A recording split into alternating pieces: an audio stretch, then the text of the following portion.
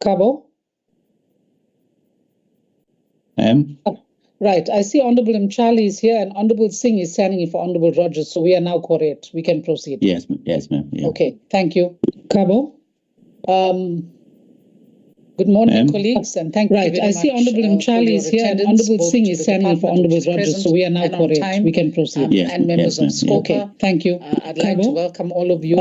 I can see you are here. So let us just, we're on the eve of the Easter weekend. Let us just bow our heads for a minute, observe a moment's silence for things to go well over the weekend and for those who have passed on.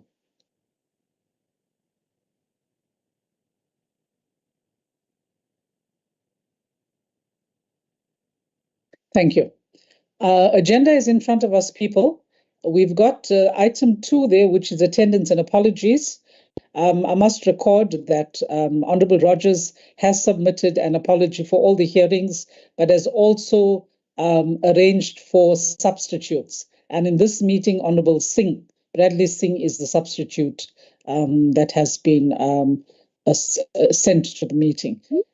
So that is the apology, and I want it on record. Are there any other apologies?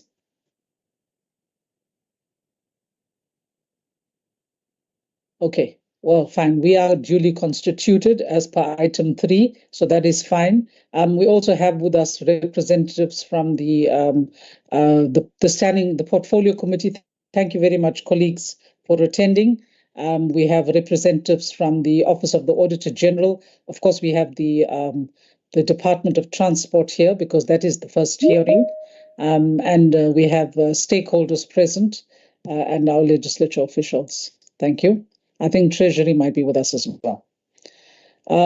We go to item 5. I'm not sure if the MEC is present, but I know I can see that the HOD is present. So let's go to item 5, which is affirmation by the accounting officer or authority, in this case, accounting officer.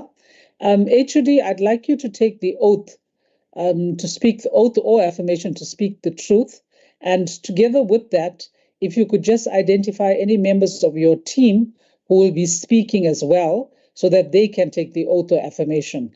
And then after that, if the MEC is here, we'd hand over for him to give us a few remarks. If not, we'll go directly to the presentation of your report. HOD?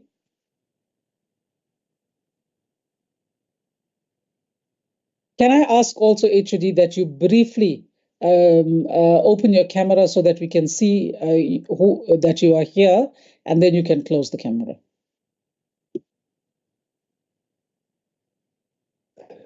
Okay. Greetings, Honorable Chair. Good morning to your good self. Good morning to the honorable members of SCOPA.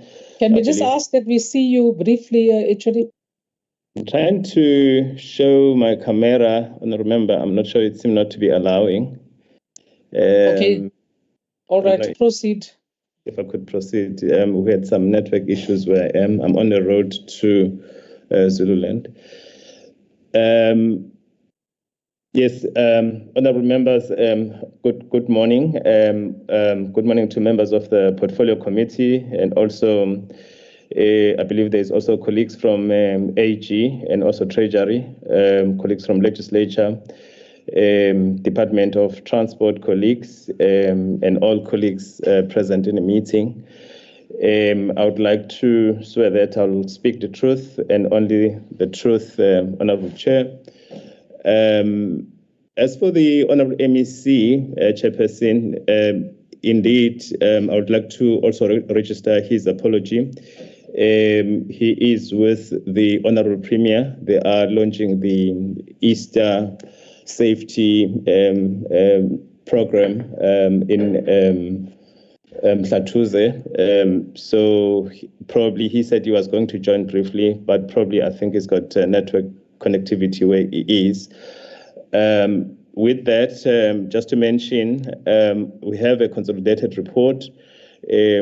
If I would request through you, Honorable Chair, that our CFO do also take the oath, because he would then cover all the resolution responses, the 22 of them. We consolidated the report through you, Honorable Chair. Thank you.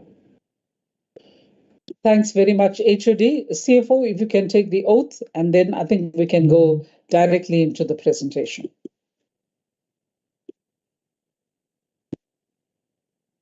Thank you, Honorable Chairperson. Good morning to the Honorable Chairperson, honorable members. Am I audible? Yes, we can hear you. Can we also just briefly see your face, CFO, if it's possible? I will try, Honorable Chairperson.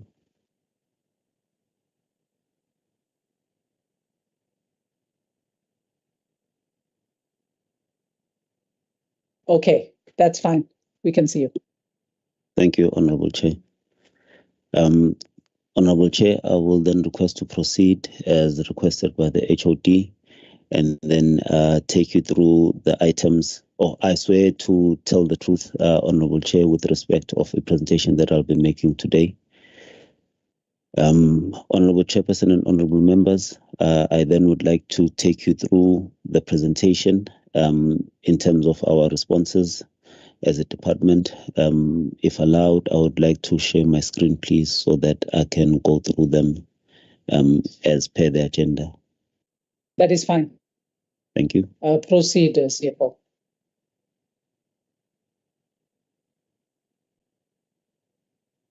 Okay, your screen is visible. Okay. Thank you, Honorable Chair. Chairperson, the first resolution that we had was Resolution 147 for the Department of Transport on the basis of a qualified opinion in terms of accrued departmental revenue, where the committee had resolved that we provide progress in terms of the Revenue Management Improvement Plan. Honorable Chairperson, attached to the reports that we forwarded is a progress indicated as at 10 January 2024. But before I take the honorable members through the audit improvement plan, I would also like to highlight that from the time the audit closed up until present, we have been having meetings every Friday where we are getting updates in terms of all audit improvement plans and turnaround strategies that we've implemented as a department. And this is one of those that has been monitored on a Friday basis, where we are then getting an update from members in terms of what we are trying to do to ensure that this time around we are not found wanting in terms of accrued departmental revenue.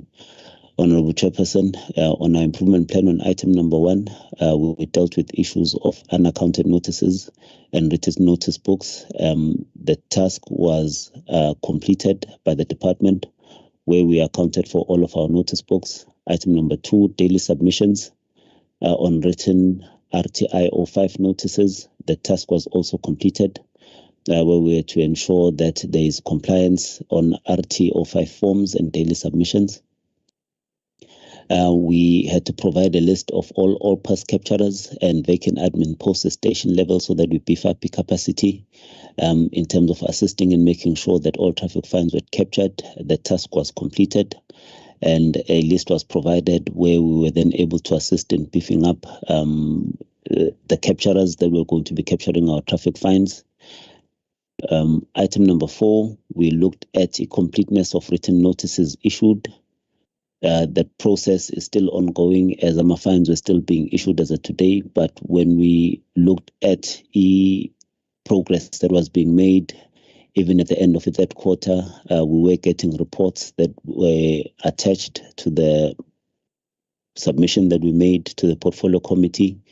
I would like to take it that our members have seen the attachments that we've made in terms of the progress reports and the weekly reports that we're making. And we are making progress in terms of making sure that all written notices have been issued.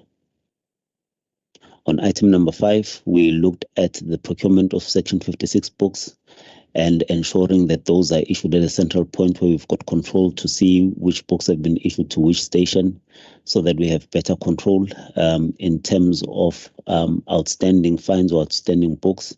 The task has been completed. We have reconciled all books and they are now being issued at a central point for more control. Item number 6, we're looking at written notices that were not locked because it had been reported that most of them or some of them couldn't be located or were removed from where they were. We had now ensured that they were being kept in lock boxes, and e-inspection was being done at all stations to ensure that they have lock boxes in place to keep them safe. Also to enable proper document control. That has been done and it's still ongoing. The number of traffic fines issued and captured during the period 1st April 2022 to 31 March 2023. A review is still ongoing where we are looking at a completeness of all traffic fines that have been issued and captured on the system. We can say that as at 5 February 2024, we had captured 100% in terms of this exercise from our review. But however, even though this is the report that we've received, internally we are doing our own review as a finance, just to make sure that the reports presented are showing a true reflection, so that when AG comes, at least we are also not found wanting in terms of what has been done. We are getting assistance from various members of the department who are then assisting, especially Director Mkhize from Finance, who's assisting in making sure that the reports presented are actually a true reflection of what has been happening to date, and that is being done.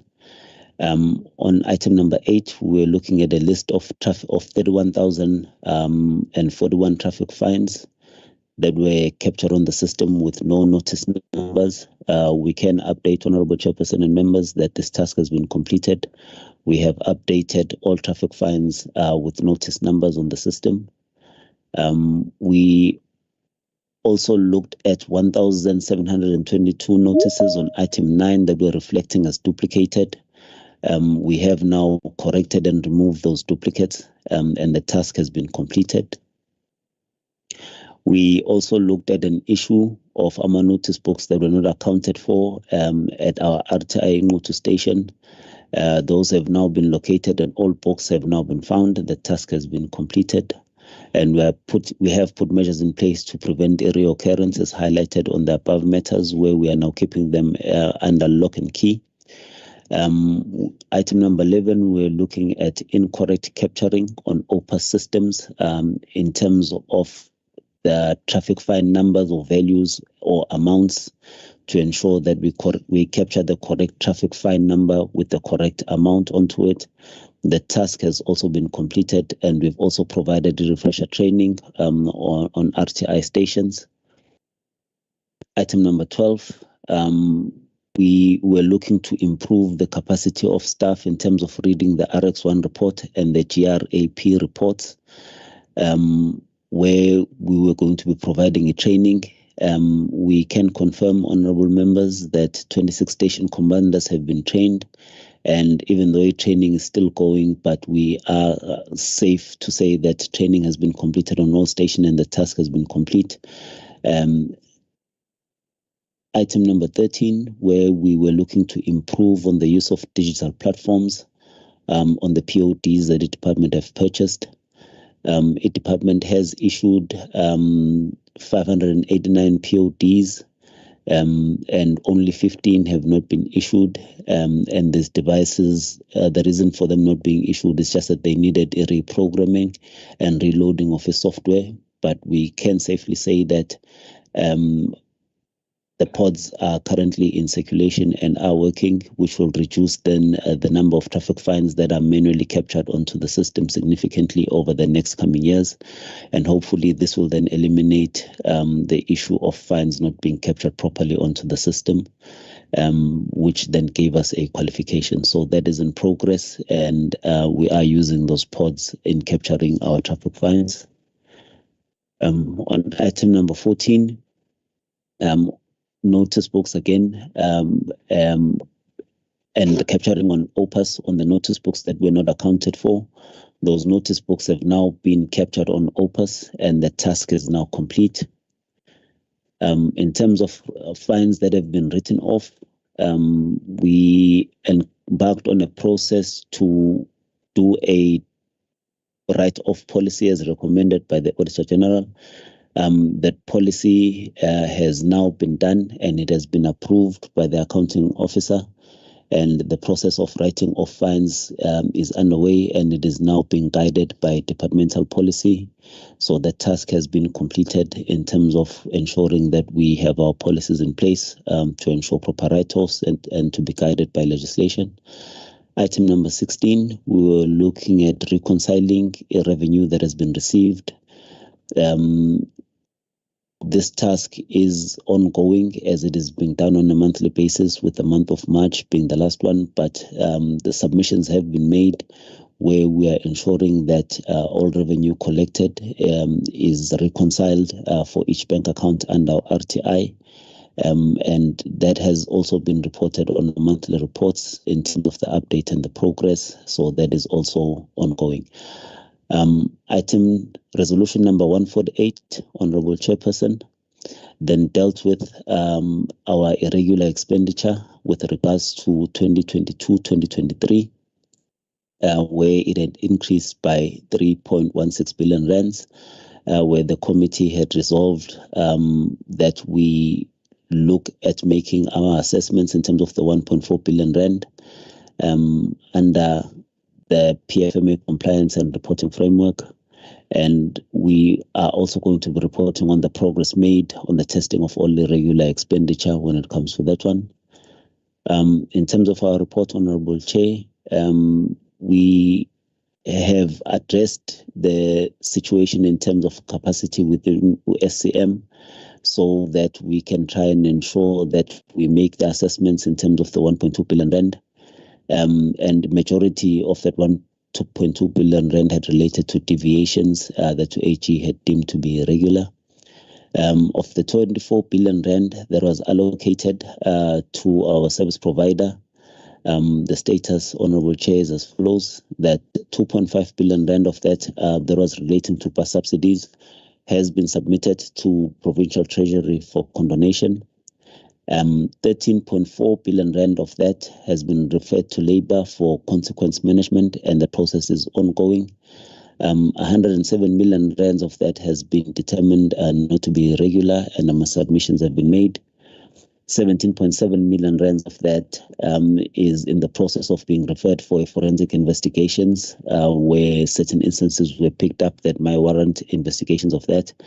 This then results in 10.8 billion rand that has been then completed in terms of determinations, and we are working with regards of the 22 million rand of new incidents that the department is currently conducting these determinations internally.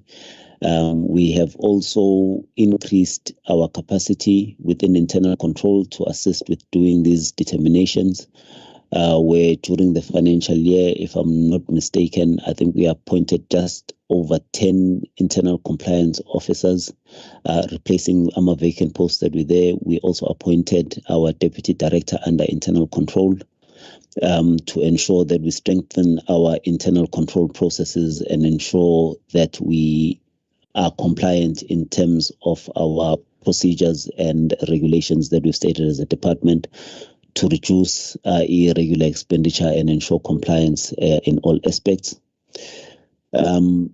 We also submitted a total of 7,376 orders with a value of just over 10.7 billion rand for condonation, and this was submitted to Provincial Treasury. I'd also like to highlight, Honorable Chair, that 2 weeks ago we had a 2-day session where we sat with officials from Provincial Treasury that are responsible for assisting the department with the condonations. We went over the files and they were happy with our submissions that were made, and hopefully we will then be able to get a ruling on the 10.7 billion rand that has been submitted, as the files that were submitted were deemed to be in order after a 2-day session, and just making sure that we do proper submissions and we have no challenges once we have submitted to Provincial Treasury. Resolution 149, there was also dealing with of the prior year that had not yet been condoned. I would request that an update as provided on the previous resolution be accepted. And also, Honourable Chairperson and Honourable Members, we are ensuring that regularities that have been picked up. Have just recently received a letter from Provincial Treasury where they are also assisting us with additional capacity in terms of the posts that we had vacant and the shortages that we had identified. So it will also beef up the SAM directorate in ensuring that we drastically reduce irregular expenditure that is incurred, and we also improve in terms of monitoring when it comes to that. Resolution 150 of 2003 that related to fruitless and wasteful expenditure of 17,000 rand. The committee had resolved that we provide the progress on determining, on doing a determination test. We can safely say, Honourable Chairperson, that we've concluded the determinations, and majority of these related from our transactions arising from our utility bills from Telkom and Eskom. We are having discussions, however, Honourable Chair, with both Eskom and Telkom on how they raise interest on their invoices, because on investigation, we found that 95 or 98% of these were captured within 30 days. But simply just because of a billing system that Telkom and Eskom uses, they would accrue interest after 2 weeks of having been submitted to a department. And we are hoping that we will come to common ground when it comes to invoicing of these and how they raise their interest in terms of our invoices that they provide to a department. On Resolution 151, the department for the Department of Transport with regards to fruitless and wasteful expenditure for the prior years that had not been dealt with, where the committee was looking for an update and determination test on this one as well.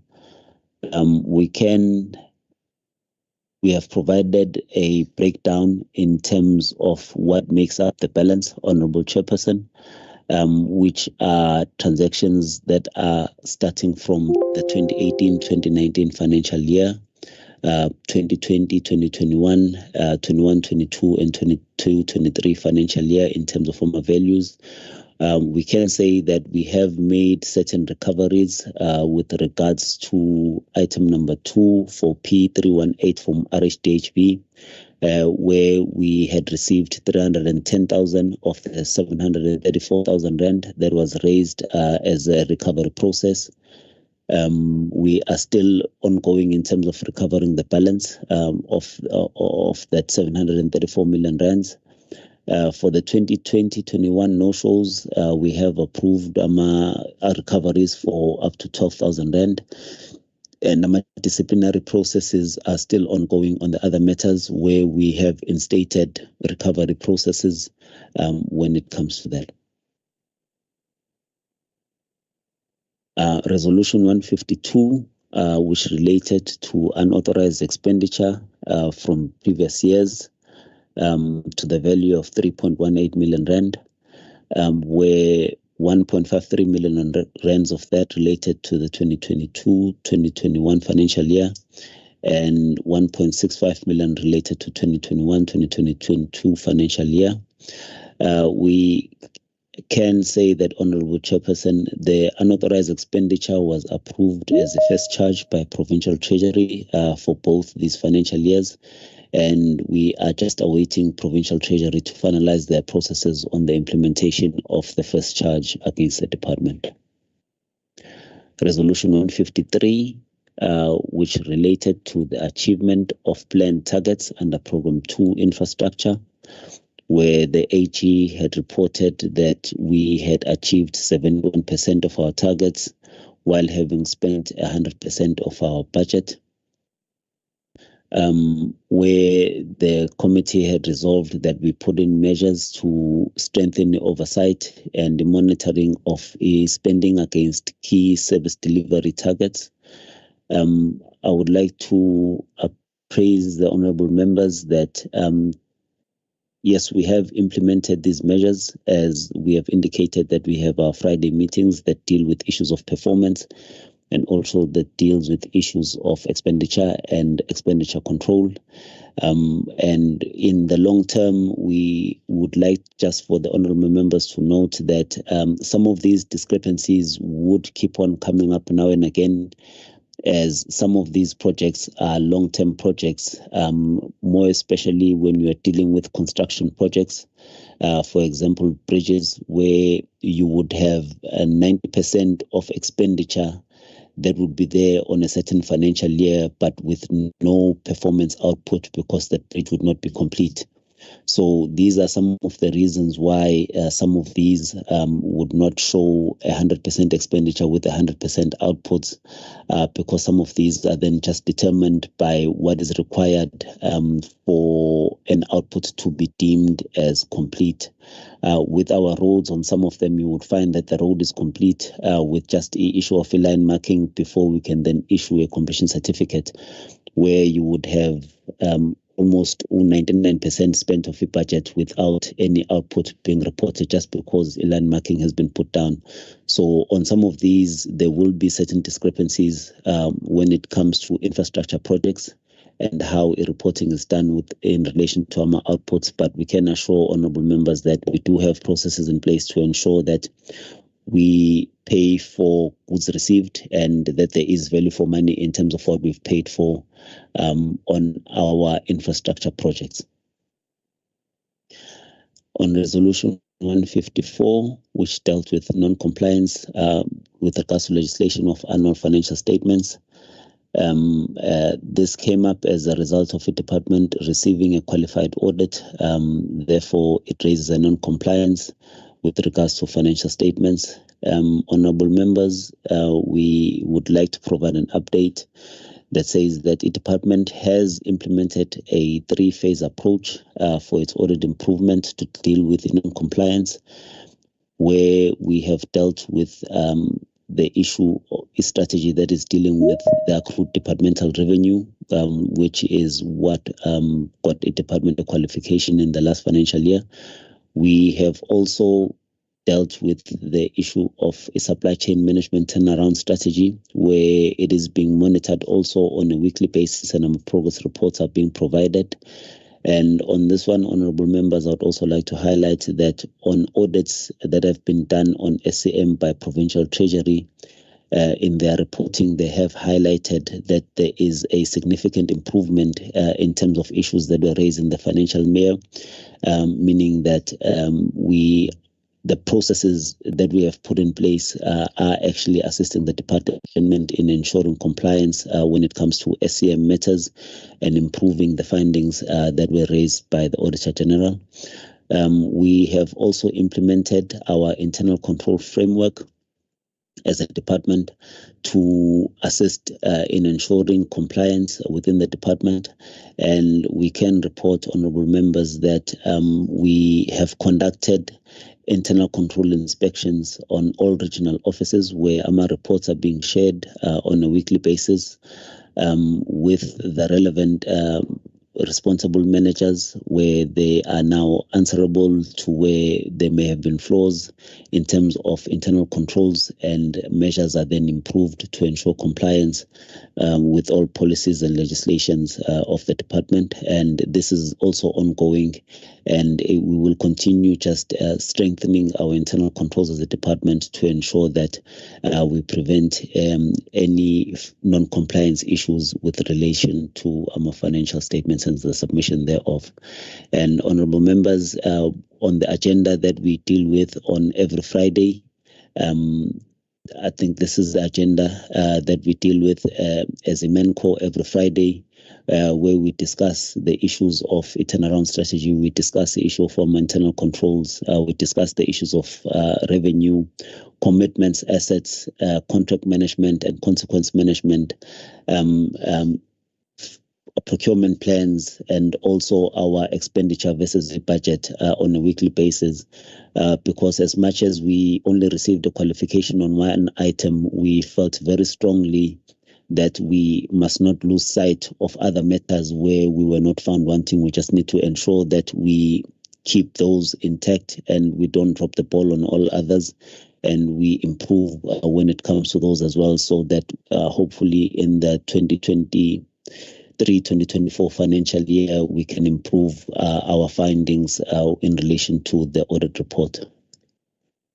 On Resolution 155, that was dealing with non-compliance in terms of procurement and contract management. As indicated on the above, Honourable Chairperson, the supply chain management turnaround strategy has been implemented. It is in progress, and improvement has been highlighted by the reports that have been provided by Treasury on internal audit reports where they have come to the department. Resolution 156 for non-compliance in terms of strategic planning and performance management. On this one, honourable members, the department had received no findings when it came to this item, but there does remain a shortfall within the introduction of specific ICT systems to support performance planning and management processes, in particular on the targets set out in the strategic plan. The department has attempted to procure a monitoring and evaluation system without success over the past years, and in absence of a specific system, the department is making use of a Microsoft tool that is at its disposal for management of performance information. And in the 2023-24 financial year, the use of SharePoint is being implemented for keeping supporting documents as evidence, so that when our audits are being done, we can be able to produce that evidence easily, and it's readily available, and which then assists the department to extract the evidence with speed during our audits.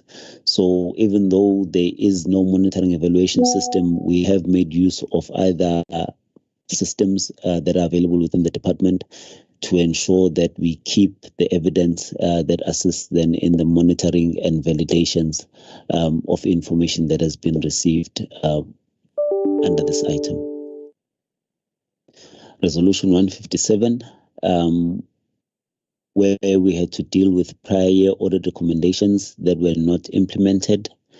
We can update the honourable members to say that we have implemented all recommendations that have been made by the Auditor General, and hopefully when they come and they do and they start their audit, they will have reported on our next report that we have implemented our recommendations that they had made as OAG. Item number 158, which relates to the filling of vacancies in senior management positions. Honourable members, I would like to say that we have provided an update in terms of these, which is for the Director of TITS, Mpangeni, where the post was re-advertised and our interviews were conducted on the 22nd of March, and we're just finalizing that process.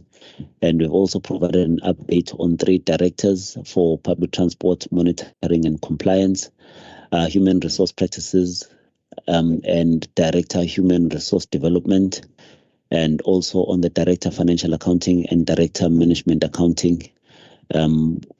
An update has been provided, and we are in the process of on some of them getting approval from Office of the Premier, like the Director Management Accounting, and on the others we are pursuing the issue of shortlisting and therefore conducting our interviews on those.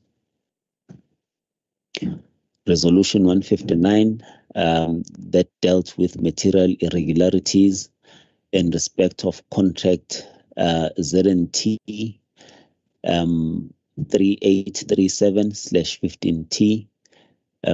Honorable members, I would just like to apologize slightly for the background noise. There is construction that's currently ongoing if it is causing a disturbance.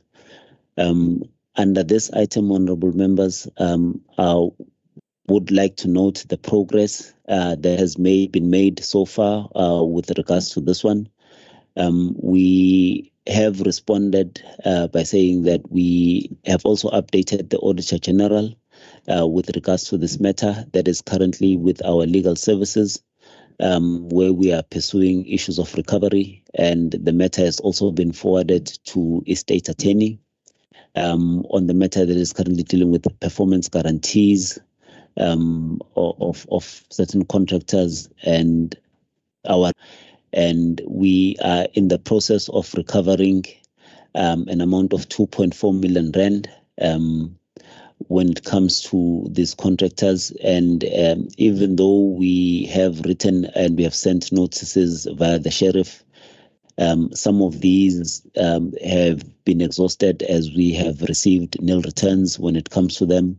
And with regards to Umlokotwa construction, we have also picked up, whilst trying to do our recoveries, that they are currently under a deregistration process and the supplier is now not active. For Chris Africa Civils, they are also under a deregistration process, and we have attached our annexures there too. And we are just waiting for an update from the courts in terms of their insolvency and liquidation processes.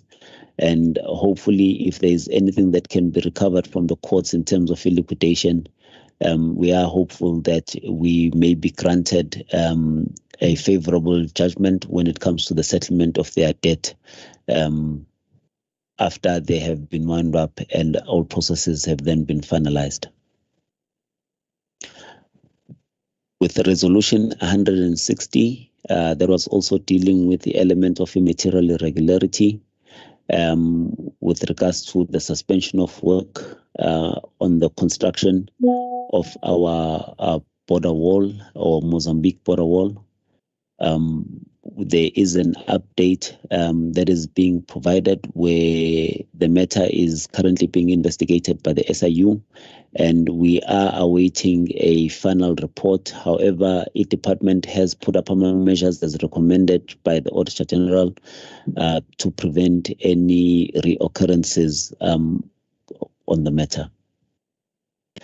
Resolution 161, that was also dealing with a material irregularity where there was an award for contract superiors that did not score the highest point. On this one, honorable members, the department has implemented internal control measures to prevent any reoccurrence. And this is also one of the matters that we have submitted to Provincial Treasury for condonation, where we have raised certain issues with regards to that and how the bid was structured when it came to that. We are hoping for a favorable income from Provincial Treasury with regards to this matter, but we have completed determinations and we have submitted the file to Provincial Treasury, and hopefully this one will also be resolved moving forward. On item number 162 relating to forensic investigations, where the committee had resolved that we provide an update on the nature of allegations and amounts involved for each phase. We have provided an update regarding 17 investigated cases that have been outlined in the report that has been submitted as per the table that is coming through below, honorable members. And we have also outlined the key findings and progress to date with regards to each case from case number 1 to case number 17. Honorable Member, I don't know, Honorable Chair, if maybe I can get guidance on this, if the committee would like me to go through them one by one, or the committee is happy with the report as presented. Perhaps if you could just do a summary, CFO, just a very brief summary about the status of the investigation. You don't have to go into the details of the investigation, just cite the FR number and just tell us where you are. I see you have a column for that. Yes, we do, Honorable Chair. In terms of most of them, they have been investigated, Honorable Chair, and our findings have been made, and internal control weaknesses have been identified on majority of them. Where there is a need for consequence management, we have implemented consequence management, and where we have identified matters of a recovery, in terms of all of them, we have instated our recovery processes, and our Director under all risk, who is also dealing with these investigations, is also assisting in making sure that we are up to date with the recommendations that have been made by either Office of Premier and Sure. by either. Sorry, who is that? It's Honorable Kele. Honorable Taylor? I'm sure what the CFO is doing is not what you asked him to do. Yes, CFO, if you can just tell us where the matter is. In other words, criminal case, conviction, consequence management, recouping of funds, that kind of thing, because that's what we as SCOPA want to look at. Okay. Honorable Chairperson, with regards to these ones, as the report has been presented, item number 1 is still ongoing. The matter has not been finalized. There is an issue of a criminal conduct that has been identified. And the case is still being investigated as a criminal case. On item number 2, there is a closeout report due to lack of evidence, and the reporter did not provide sufficient information to the investigating officer. So this matter is still ongoing, and we're just waiting for a closeout report for the matter to be finalized. On item number 3, the investigation has been done, and there were refund payments that were made to the department, and the application in respect of our payments to be processed is still underway on this one, and our supporting documents are still being received accordingly from our innate systems, where we are still looking to execute our refunds to the value of 85,000 Rand, and also an amount of 12,000 Rand that have not been paid when we're looking at that matter. So it's also a matter that's still ongoing that has not been finalized, Honorable Chair. On item number 4, there were allegations that were made where there was a whistleblower alleging irregularities in terms of orders, where it was found that SCM processes have not been followed. This matter is also still underway and is being investigated. Item number 5, where there was an item where it was determined that 981,000 Rand was paid for services that have not been rendered. A senior official that authorized the payment without satisfying himself in terms of correct processes. This matter is also still being investigated, where we, as a department, we are waiting for a final report with regards to this one. It has not been concluded. On FR38, where we are also looking into matters of irregularity in terms of a procurement, where it is deemed that employees did not follow a procurement process with regards to services that were rendered by Ubles Joe, Jailbreak, and Letukolo. This matter is also ongoing. It has not been finalized. It is also being investigated. On item number 7, AMA investigations have been completed and finalized with regards to a forensic investigation on the issuing of AMA guardrails.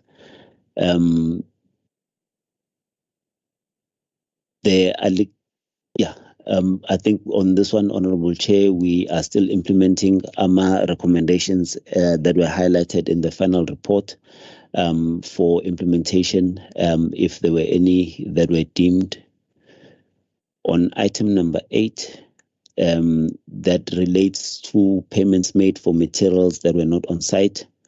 AMA allegations on this one were unfounded. However, there were certain anomalies that were identified during investigation, which led to a further investigation being conducted. So this matter is currently also ongoing. FR31, where we were looking at AMA allegations of a misconduct in relation to a bribery. These allegations were deemed to be unfounded. Upon investigation, there was no supporting evidence with regards to this one, and the matter is being finalized for a final report. On item number 10, where we were dealing with an issue where it might have been suspected in terms of forgery, in terms of AMA handwritings, the official has resigned before OTP could finalize the investigation. So we are currently awaiting for a final report from OTP. On FR11, item number 11, where there was an alleged fraud and corruption case within the Durban region, where AMA officials had concluded and processed a payment of 197,000 rand, where they had failed to follow due process. This matter is currently being investigated and it has not been finalized as yet, so it's still underway. On item number 12, where there were alleged irregularities within the apprenticeship program, this matter is also still ongoing. It has not been finalized as yet. It's still being investigated. On item number 13, where there was an alleged conflict of interest under Umzimkhulu area within our Pietermaritzburg region, where it was alleged that there was a misrepresentation in terms of that. AMA disciplinary actions are being instituted against an official, and investigation has been done where a disciplinary process is being instigated against the said official for the misrepresentation that was picked up. It is also being finalized for final recommendations and closing up of the case. Item number 14, that was dealing with alleged financial irregularities on suspected fraud for payments up to 12.5 million rand. The allegations under this one were unfounded when investigation was done, and a report is just being finalized so that the matter can be properly closed off. Item number 15, where there is an alleged inflation of the contract value by a service provider, where there was an element of a recovery that needed to be done. The matter is still ongoing. It has not yet been finalized for investigation. So on that one as well, it's still ongoing. Item number 16, where there were allegations made on terms of a payment from a cancelled order. The matter is also ongoing, Honorable Chair. It has not been finalized. We're just waiting for a final report on that one. Item number 17, that was dealing with an alleged conflict of interest by an SMS member. The matter is also being currently ongoing. It's still being investigated. That matter has also not been finalized, Honorable Chair. It's still ongoing. Honorable Chairperson, that then takes us to Resolution 163, that is dealing with SIU investigations in terms of their proclamations. We have attached AMA resolutions with regards to these for Proclamation 76. That has been put up. The progress on that one is that there were key findings that were made with regards to this, where currently the department did not agree with the outcomes of the investigation, and a meeting was held between the department and the SIU to discuss the findings and provide the SIU with additional information when it comes to that one. So the matter is still under discussion to determine whether the SIU then reviews the findings that were made in relation to this proclamation. And Proclamation R36,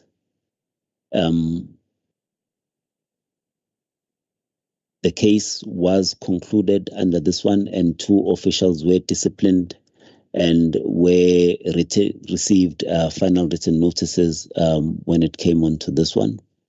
So the matter has been finalized. Item number 3, which relates to R16 in terms of a proclamation. The department has received a report from the SIU and is currently assessing information received in order to determine and employer representatives to deal with the matter and to determine the course of action for any disciplinary action required. On item number 4, Proclamation R23 of 2022, disciplinary actions have been taken against 2 officials, and the department is currently waiting a documentation related to allegations as per the SIU report that has been provided. On Resolution 164, that relates to the outstanding SIU invoices, the department has settled all outstanding invoices that have been submitted by the SIU. There has been a report that was received from Provincial Treasury in terms of certain outstanding invoices, where we consulted with officials from the SIU, and we had concluded on our discussions that all invoices that they had submitted had been paid, and it was just a matter of them then going back and doing proper reconciliations together with us to ensure that we find common ground when it comes to this. But on the discussions that we've had with the SIU, it has been determined that all invoices that have been submitted to the department have been settled, and any outstanding invoices are still to be received by the department. Resolution 165, which relates to flood relief on our damaged roads. This relates to findings that were made by the Auditor General on the award of 389 projects to the value of 2.1 billion rand, where the committee was looking for steps that would have been taken to implement the Auditor General's recommendations. In response, we have put up that the department has taken measures to improve and implement the recommendations of the Auditor General, where we have revised our bid committees and ensured that we have improved capacity when it comes to that. We have also improved in terms of our processes that relate to emergency procurement. We have conducted extensive training to all our members to ensure that the anomalies that were raised do not come up again in the future. We have undergone an extensive process of developing our standard operating procedures, which have been finalized and are in the process of being signed off and implemented. We also have implemented procurement strategies for emergencies, where the department has proactively adopted new ways of responding to armed disasters, where we have created panels that we have awarded to assist us in cases of armed disasters. We have awarded 2 panels for rehabilitation, and we're in the process of finalizing one more that relates to that one. The panel for heavy rehabilitation is currently in progress, and the one is currently under appeals. But these are to assist the department in ensuring that in case of emergencies, we have service providers that are readily available to assist the department. We have also started a process of armor panels that are dealing with re-graveling work, that are dealing with drainage and ancillary works, that will be dealing with also elements of armor upgrades. That is currently been advertised, and we are hopeful that by the end of the first quarter, we should have made headway in terms of those panels to strengthen a department's response to emergencies. In addition to that, AMA regions and cost centers are currently finalizing their zonal contracts that deal with elements of routine maintenance, blading, regraveling, verge clearances, where majority of them for Pietermaritzburg regions have been awarded, and the other regions are in the process of the award, as these have been through the SCM process, where they are now being evaluated, and some are being adjudicated, and some have already been awarded have been advertised for intention to award, and we are just in the appeals process on those ones. These contracts are looking to strengthen the department's response when it comes to flood damages on any type of our structure, as whether it relates to roads or structures like your bridges. We should be in a better position as a department moving forward in our response to that. We have also implemented a consequence management where needed, and on this one, we are committing as a department, and the accounting officer remains committed to ongoing improvement of our procurement processes to ensure that a department complies with procurement processes when it comes to elements of a disaster. Resolution 165 that dealt with a pilot portal project using infrared technology.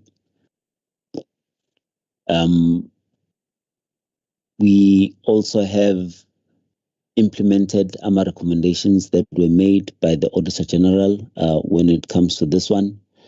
And we continue to regard the element of pothole patching as a safety maintenance activity, which is important to the department.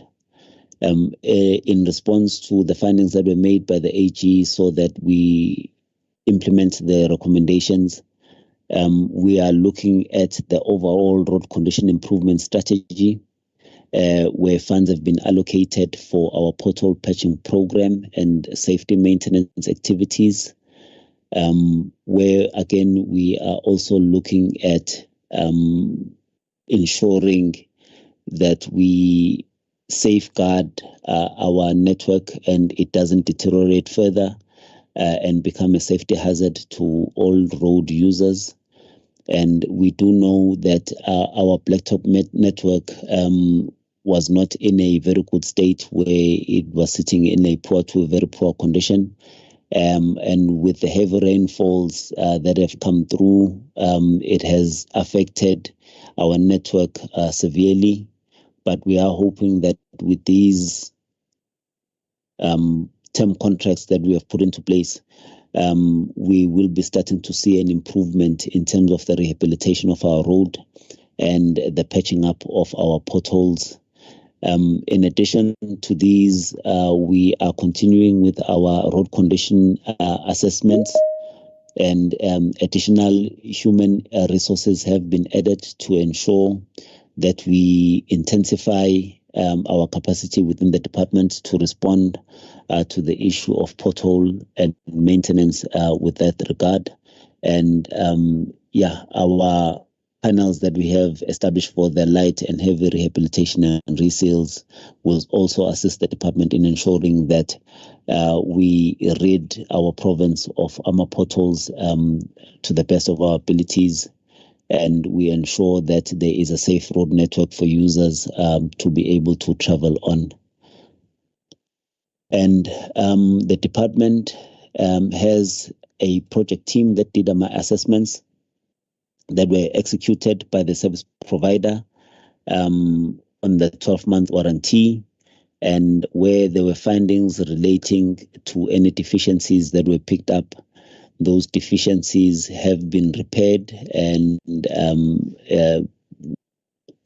all works that are relating to that or all anomalies have then been corrected. On Resolution 166, honourable members, which dealt with the rehabilitation of P242, which was also a finding by the Auditor General in relation to drainage and the delay within the project that was behind. The department has instructed the contractor to put up revised measures when it comes to a construction of this program or of this project. The contractor has also updated their completion, including cash flow projections and penalties that will be instated, and they've also submitted a revised works program with regards to this. There are measures that have been put up for a catch-up, a recovery plan, and to improve on the progress on the work that is currently being done. The contractor is also providing a list of activities that are being carried out on a weekly basis, and progress on this project is being monitored as per recommendations of the Auditor General, and we are providing feedback on a weekly basis when it comes to work that is being done on this project. On Resolution 167, on the upgrade of D348,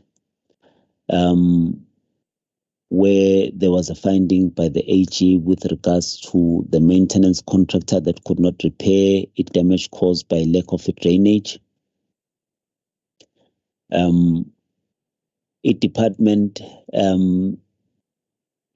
has ensured that we get a service provider that will complete the works that were damaged and repairs that were required, and we have also ensured that the issue of drainage has also been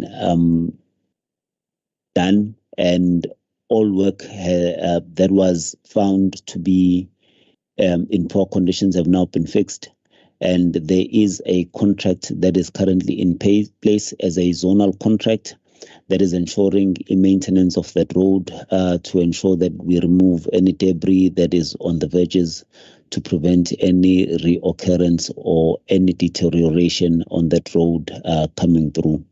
So all works that are relating to this has been done, and maintenance is also ongoing with the relations to D348. Honourable Chair and honourable members, that then brings us to the end of our report. Thank you. Thank you very much, CFO, Mr. Nkosi. I think it was a long presentation, colleagues. I just want to raise some matters, and then I'm going to hand over to you, and you'll indicate by show of hands questions that you wish to raise. Firstly, I think one of the big issues with the department, CEO and HOD and your team, is the issue of irregular expenditure. And after a long time, what is positive here is we can see some progress. Time after time, I think with previous incumbents, we've been told that you're going to appoint a service provider, etc. So there is some progress. It is, however, very limited, and that is our concern. You're telling us 13.4 billion, which to an ordinary person in the street like myself is a huge amount, is completed, but the total figure in the department is enormous. And, perhaps one should look at, would like to hear about timeframes that might be that are being considered, because unfortunately, year in and year out, when the AG releases the report in Parliament, the headline grabber is normally KZN as being the biggest culprit in terms of irregular expenditure. We'd like to get that changed. Okay, so that's one of the things. Then again, in terms of your monitoring and evaluation, we see that you are making attempts. There is no system that you can get or purchase, but you are trying to do your monitoring and evaluation. I think particularly with this department, which has a huge number of transactions, this is something that is absolutely important. And I think Treasury is present. We should actually look at what support Treasury can give you in this regard. Then, in terms of the Resolution 144, the appointment of panels, no, you say that you've not investigated it because the panels were not appointed. There's a bit of concern there, but I see in your updated presentation, you are talking about panels to use in disaster management, which I think is a good idea because no one can predict disasters, and to go through the process is time-consuming when things are urgent. So the appointment of accredited panels is innovative and good. Then, okay, let me just stop there for now. I have other issues, but I'm sure colleagues will raise them.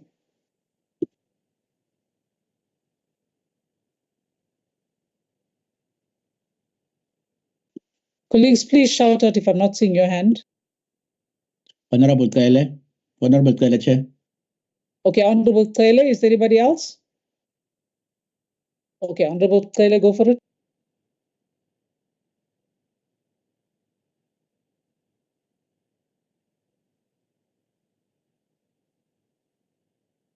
Greetings to yourself, Chair, the HOD, the CFO, honorable members on the virtual platform.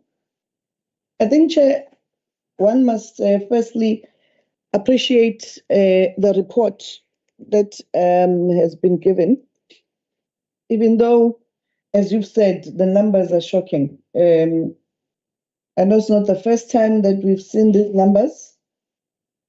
The first amount is the condonation amount, Chair. We must really try and do something with so much money, which is your fruitless and wasteful expenditure for this department.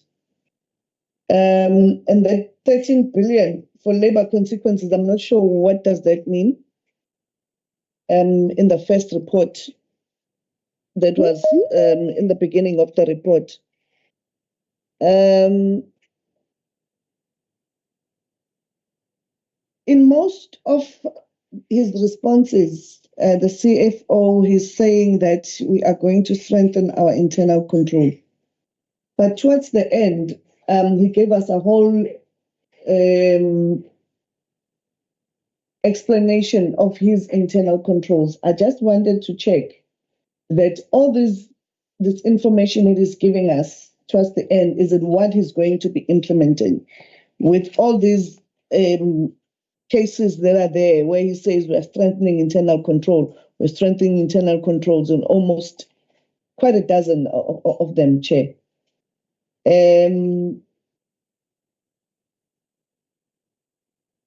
159, he says we are delaying with recoveries. I'm worried, Chair. I'm looking at some of these cases. They go as far back as 2015. FR2, FR4, FR5. But we still don't have, he's saying they are still under investigations. I'm not sure, Chair, or should we rather in future have the Office of the Premier towards the end?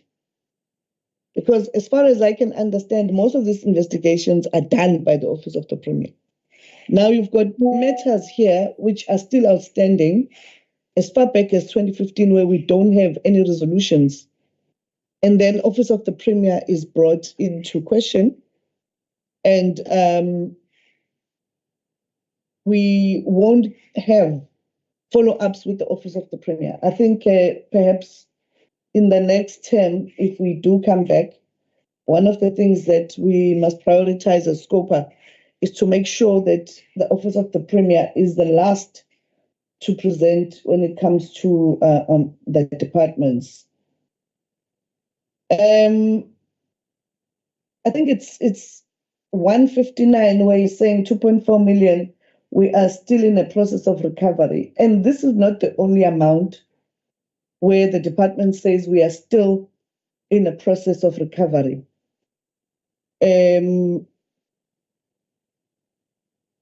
Perhaps one should be advised, what are these processes that are causing the department not to be able to recover funds that were stolen by people that they found to be guilty or to be fraudulent?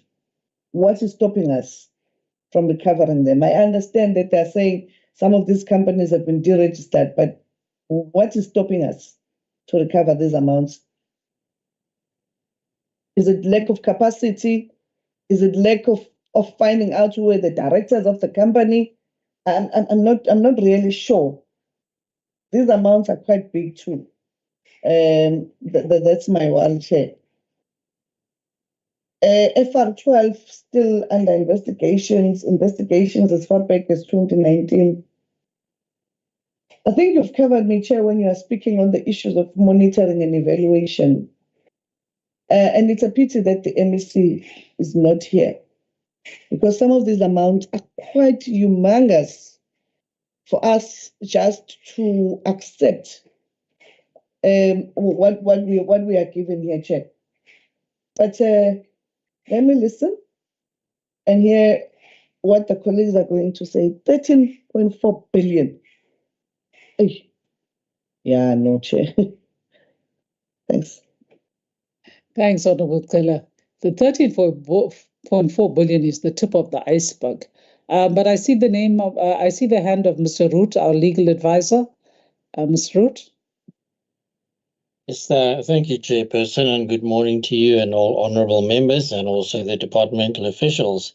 I just have two issues that I need to point out to the committee.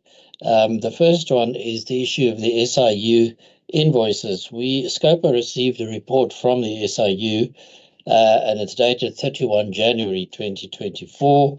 And in terms of that report, the department still owes approximately 10 million to the SIU. I don't know when that meeting took place that the department is referring to, but perhaps they can respond to that.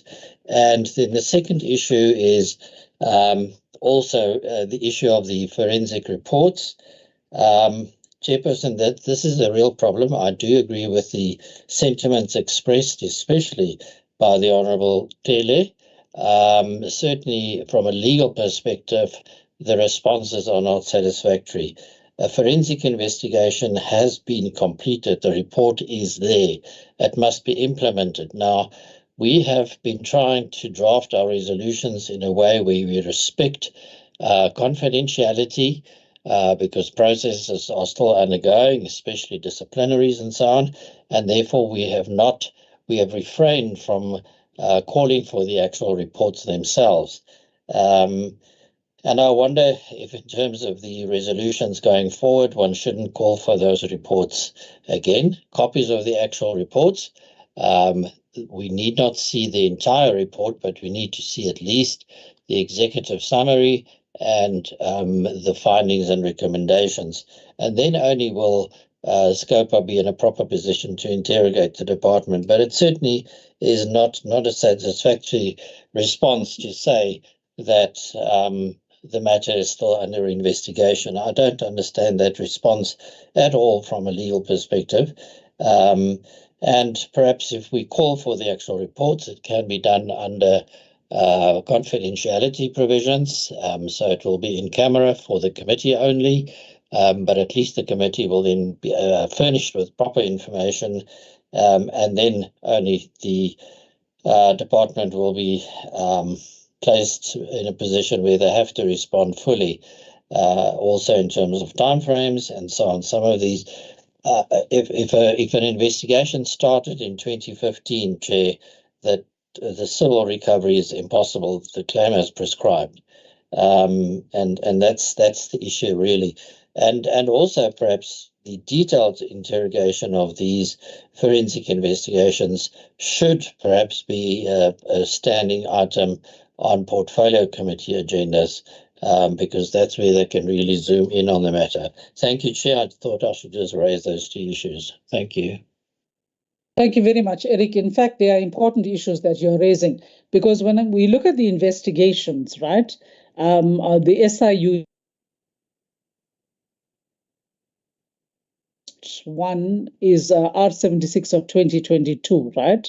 And this one is maladministration resulting in irregular and fruitless and wasteful expenditure, etc., etc. And the recommendation was that the department must consider cancelling, suspending the procurement process with the view to initiate consultation engagement with because this was a contract that was possibly duplicated. And the response is that they didn't agree with the outcomes of the SIU investigation. They held a meeting to discuss the findings and provide additional information regarding the status of the department, whatever. And the department will ensure engagement with the stakeholders. So I'm not sure what the situation there is. Was the contract cancelled or not? Or suspended? What is the situation? We'd like clarity on that. And the next one, because I think these investigations are important, so I won't worry about R36.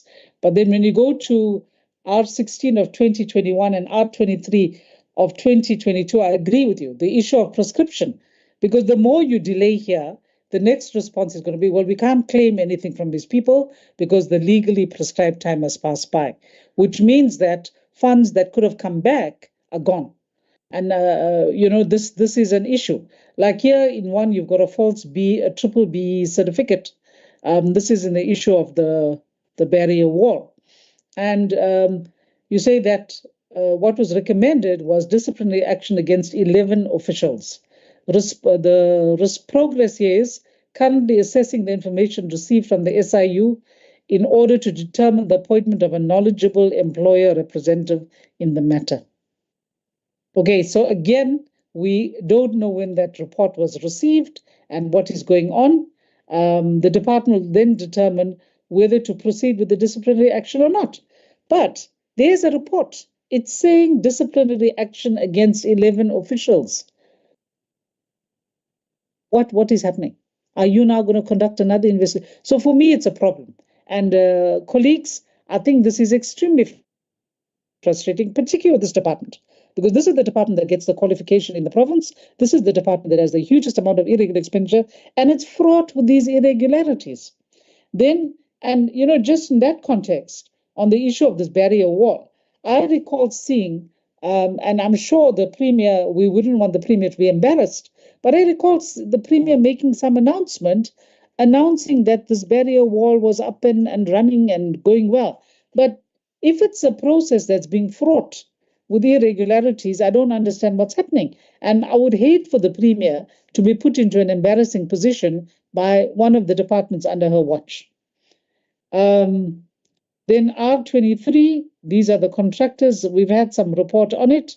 But in terms of the recommendation, disciplinary action against 2 officials, the department is waiting for documentation related to the allegations as the SIU provided the report without supporting documents. And I agree, I think I want to agree with Mr. Root.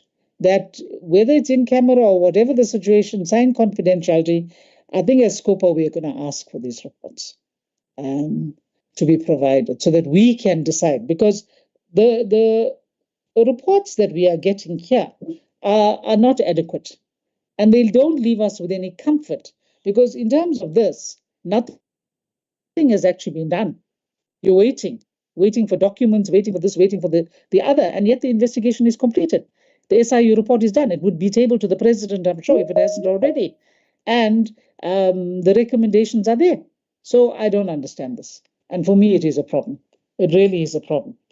Then, then I've raised this matter about the barrier wall, because this is a long-standing issue. And if this matter, originally, when concerns were raised about this, the issues were around who would be responsible. In a sense, technically, who's the owner, because this falls under Home Affairs, Border Control, etc. So it cannot be owned by the province. Then it was recommended, and so things like maintenance and use of provincial budget become an issue. Then it was recommended that there be an MOU that be entered into between national and provincial, where in some sense, the delegation of the maintenance or what, and the use of funds, which would be provided by national for that, be sorted out. Has this actually been done? Otherwise, this one, colleagues, is another one that's going to bite us in the face very seriously. I'll hand over to the department. No, thank you very much, Honorable Chair. One is appreciating all the comments and the concerns from the honorable members. I just wanted to, I know that CFO will also add, Chair, but I also wanted to request that Ms. Mnyandu, if you would allow Honorable Chair also to provide more clarity around the investigations. I do agree that the report is too long, and I think the limitation factor is that we went through the summary. We didn't go into very, very detail. So maybe she can provide further clarity around the status of all those cases, because she liaised directly with the Office of the Premier. But we're still of the opinion that, Honourable Chair, that most of the cases that on the Office of the Premier that have been investigated, we have subsequently got most of the report. I think it's with now our labor relations, where we also trying to get competent officials to make sure that we deal with these matters internally. But I think she will add on that.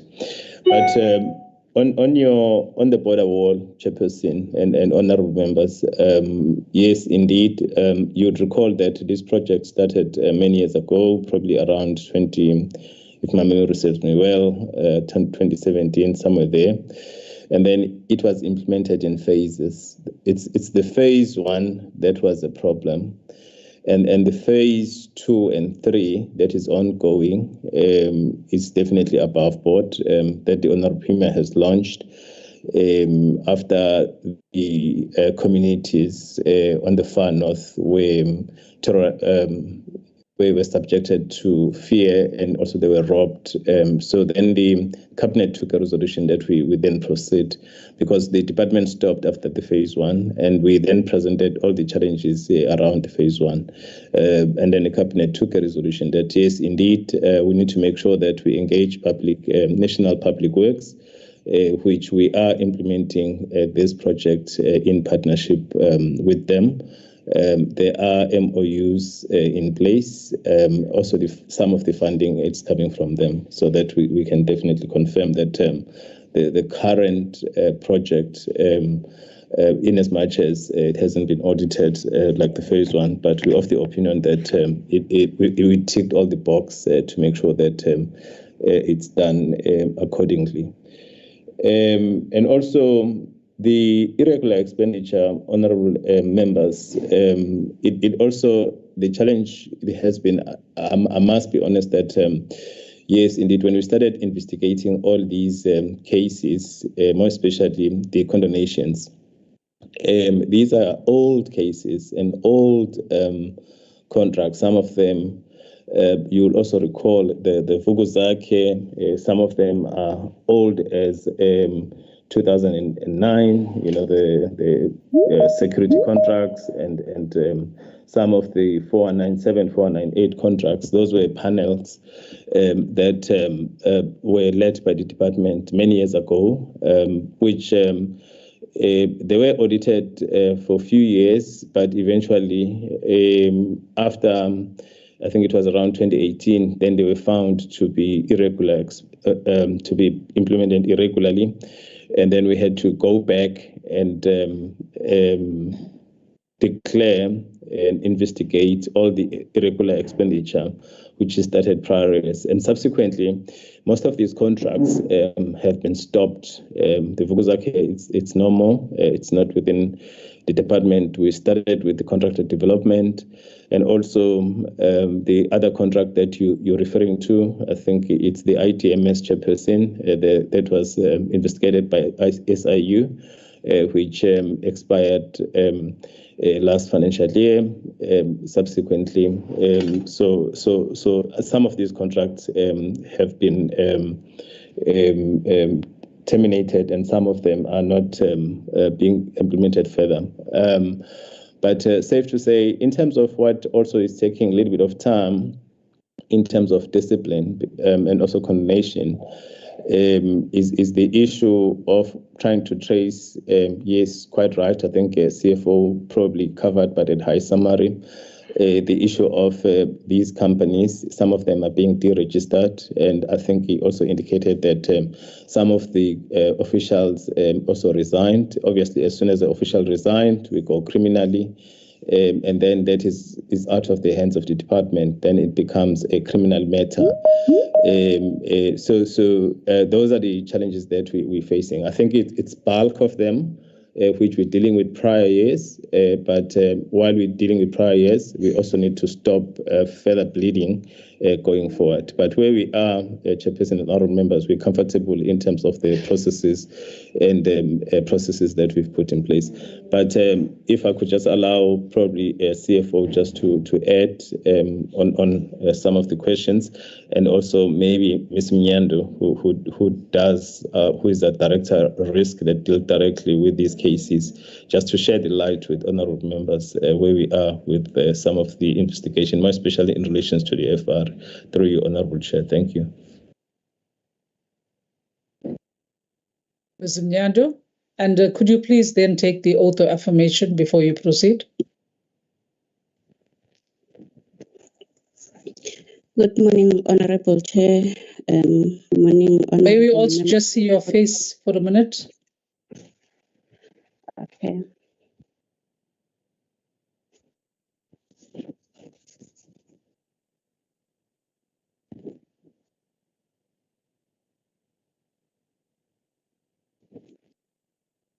Okay. Hi, that's fine. You can. Thank you. Thank you, Honourable Chair. Good morning once more to yourself and the honourable members. I needed to give clarity on the FR, as HOD have already indicated. We have noted that the committee... Ms. Mnyando, sorry, have you taken the oath of affirmation? I recall it was the CFO. No. I hadn't. My apologies. Yes. I swear to tell the truth and nothing else but the truth in terms of the FR cases. Thanks. Thank you. Yes, yeah. In terms of the FR report, what we have noted from the committee, we were requested to provide a progress report in terms of implementing the recommendations of the 17 completed phase 1 cases that were conducted by the Office of the Premier. What I needed to give clarity from what the CFO has presented is that as a department, we have received these cases And the term investigation, as it was used, is not the investigation of the forensic cases themselves, because these have been finalized. What we will try and do, Chair, Honorable Chair, going forward, maybe is to just have a column that will therefore indicate as to when did the department receive these cases. Yes, you might see some cases going back to like FR 28 dated 2013, but the department never had that case for years, even though Office of the Premier had completed the investigation, because they were saying the information is too sensitive, because they were still dealing with the criminal investigation on the side, which they felt like if they release the case, information will therefore leak. However, I needed to give clarity in terms of what the CFO has been referring to as investigations ongoing. He's basically referring to the investigations that are performed by our internal labor relations, which they perform to check on the recommendations and the possible sanctions that can be implemented on each case. Not necessarily that the investigation of the matters are still ongoing. That's the clarity that I can provide on all those cases that he had referred to as being investigated. And yes, we do have quite a number of them which we have been attending to in 2023, when Office of the Premier came back and indicated to the department that they will no longer be assisting us in terms of opening the criminal cases with the South African Police Services. So of all those cases that we raised, we have then taken the full responsibility of ensuring that we do draft the affidavits and submit them to the relevant or the nearest police station, accompanied by the forensic reports which we would have received from Office of the Premier. If that clarifies, Honorable Chair, thank you. Okay, thanks for that explanation, Ms. Nyando. Look, I think there's a lot, colleagues, I'm not seeing any other hands, but I think there's a lot that is remaining. My hand is up, Chair. Oh, sorry, Honorable Taylor. Thanks, Chair. I heard the HOD speaking. Can I just double check what's the fruitless and wasteful expenditure for this year? Or for the previous year? From the HOD, and then I'll do a follow-up.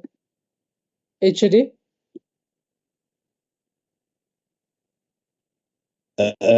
So when you say for this year, thank you very much for that question. When you say for this year, Honorable Chair, it would be 22-23. Then it's about the irregular. It's about 3 billion rand. The fruitless and wasteful, I think it was about 1.4 or something, if I'm not mistaken, Chair.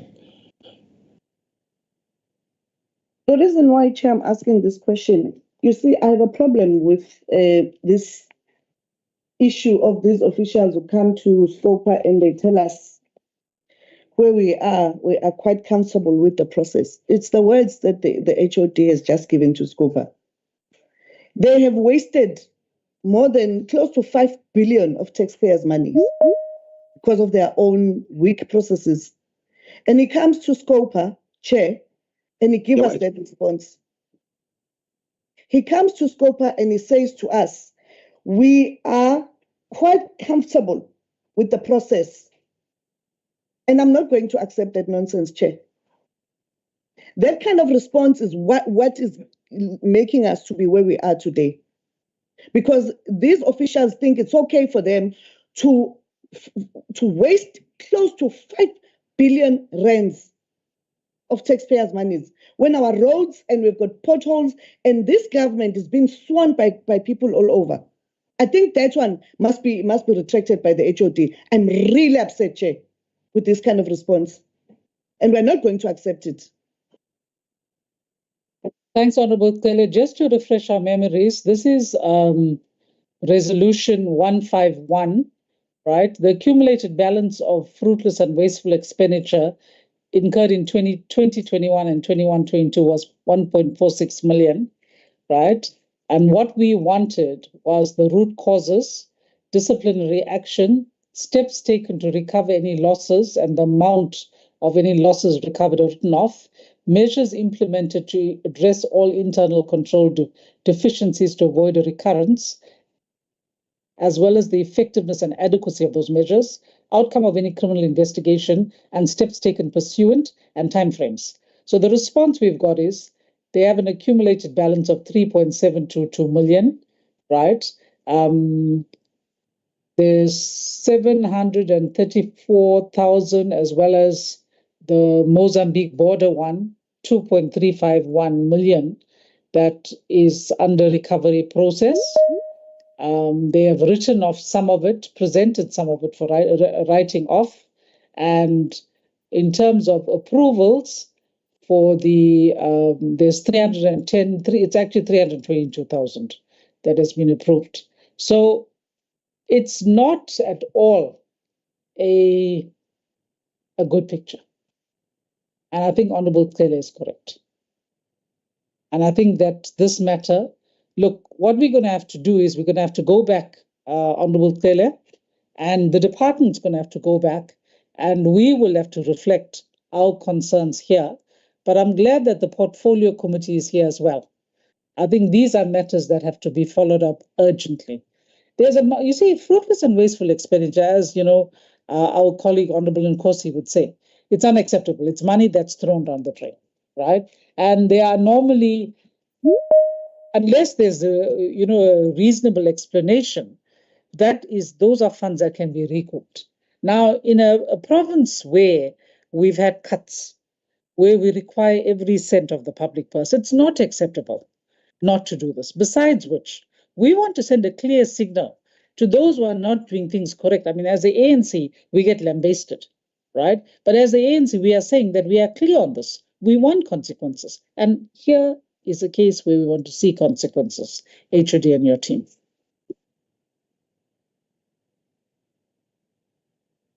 No, thank you very much, Chair.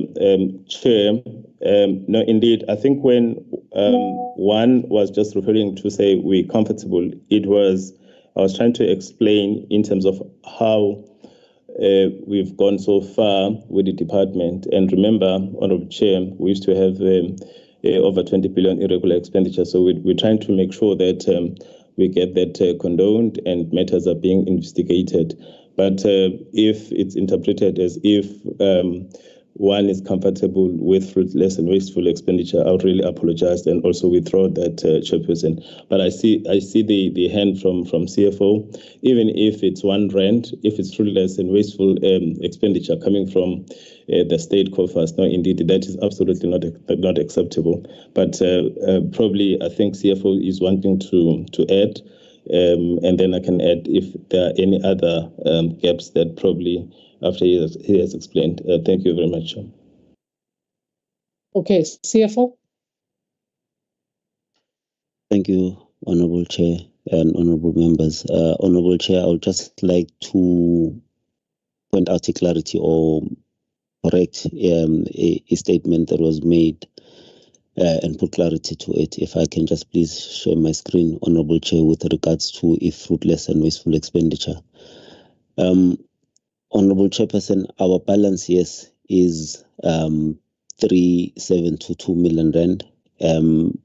991,000 rand of that was incurred in the 18-19 financial year, and 3.1 million rands of that was incurred. 802,000 rands worth of that was incurred in the 18-19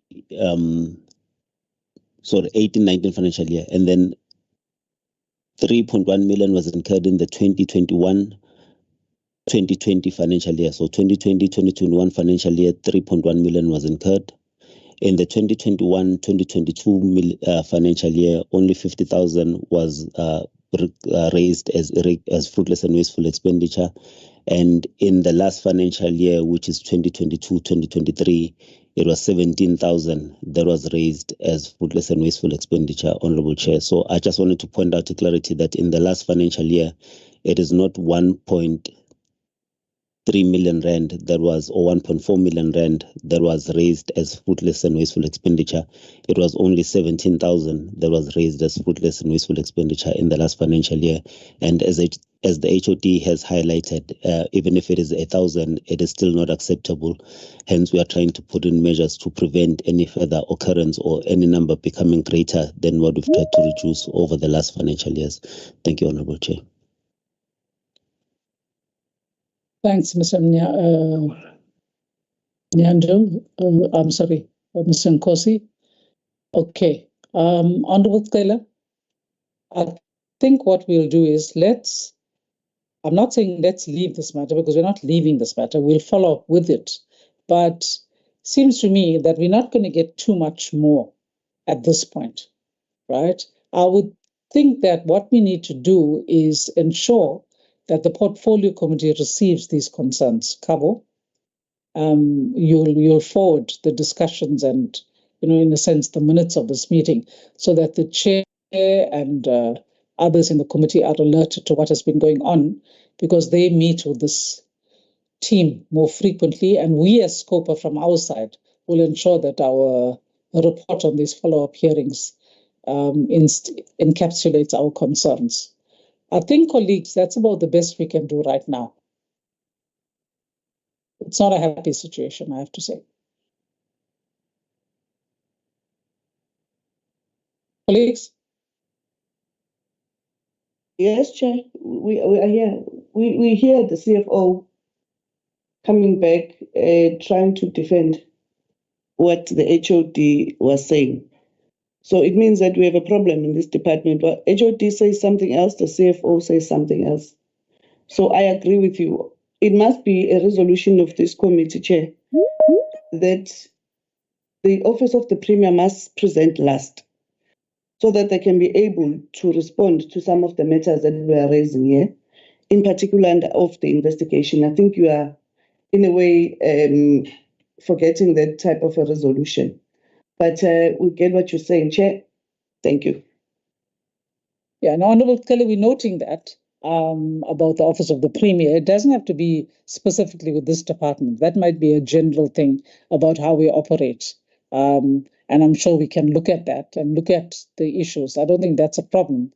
That's a scheduling matter. But I think the concerns that we have been raising, these are things that will be incorporated in our resolutions, but also forwarded to the portfolio committee, because really, this is going on. And we're going to have another blot on our audit outcomes, just as KZN has been progressing. So I think without further ado, let me just close this matter here, not in a very happy way, unfortunately, but we're not here to make ourselves happy. We're here to do the work. So this is how it is. Okay, so I will then thank the HOD and your team for being present at the hearing.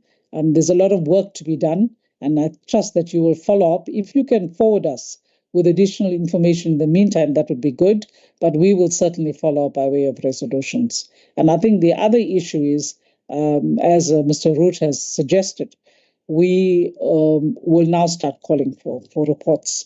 We can do it in a camera or whatever it is, but I think this would assist us. So on that note, let me then close this hearing with the Department of Transport. Thank you very much, HOD and your team. Let's hope we meet in better circumstances. This hearing with transport is closed. Thank you. We can release you, HOD and your team. Thank you very much, Honorable Chair and Honorable members. Thank you for the meeting. Yes, I must say that we do note progress where progress has been done. But unfortunately, the negative is outweighing the positive.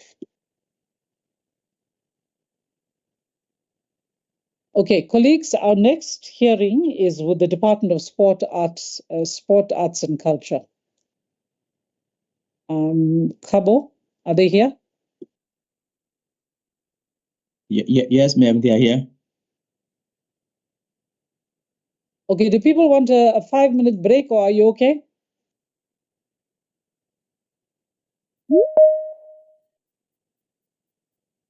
Colleagues? No, we can continue, Chair. Chair. There's somebody speaking. Who is that? Yeah, though I'm struggling with network, Chair, but I second Honorable Thanks, Honorable Zulu. Thanks, Honorable Zulu. Okay, Kabo, can you put the agenda on the screen, please?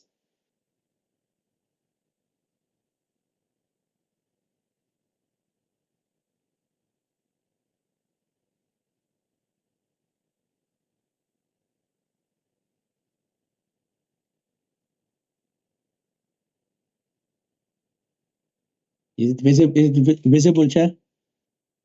Yes, thank you, Kabo. Is the sports team, are they all in? Because we can start.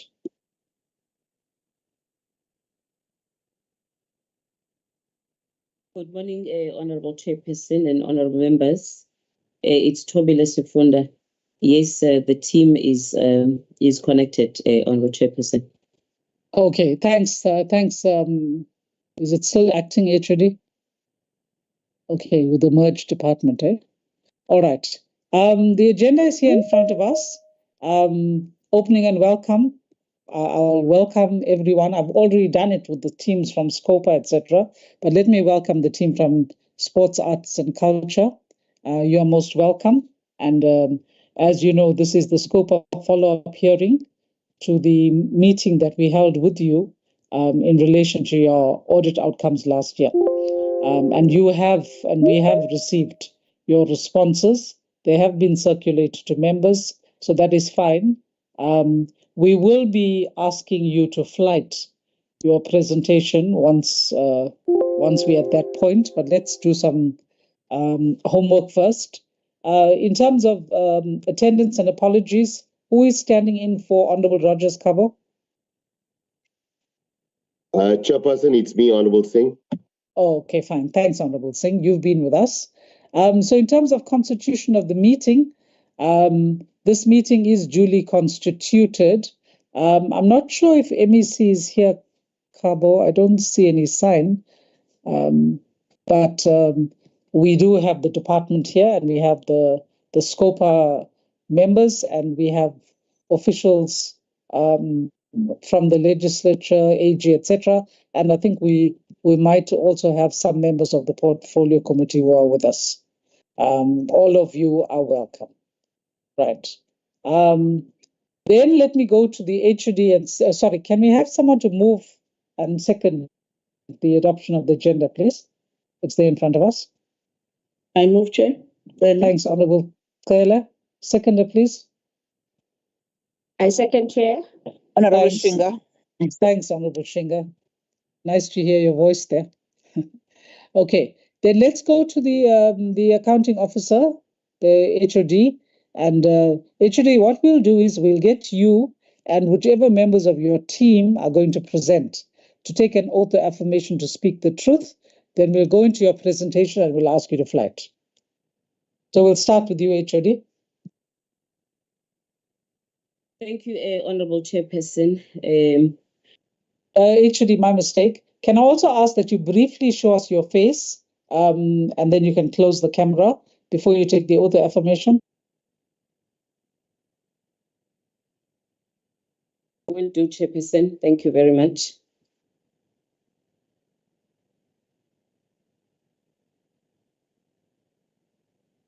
Thanks. That's fine. Thank you. Honorable Chairperson, we will have 4 presenters, myself, Mr. Memela, the CFO, and Mr. Mabiga, on the various aspects of the SCOPA resolutions. And therefore, the oath will be taken by those members. I therefore swear to tell nothing but the truth. Thank you, Chairperson. Thanks, HOD. Let's go to the other 2. Can we also ask that they briefly show their faces as they take the oath of affirmation? Thank you, Honorable Chair. CFO will be next.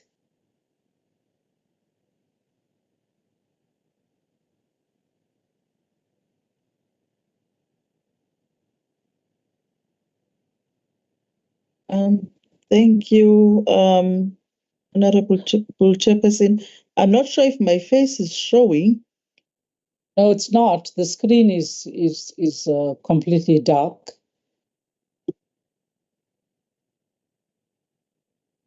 So I've pressed there. It could be that you are in a place that's not properly lit, or you are against the light.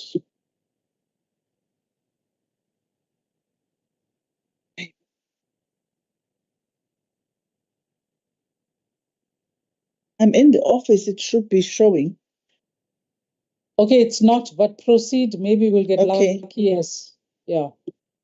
Okay, thank you. Zinhle Buthelezi, the CFO, and I swear to tell the truth, the whole truth, nothing but the truth, so help me God. Okay, and then I think it was Mr. Mabika. Good morning, Chairperson and honorable members. Can we also try to see your face?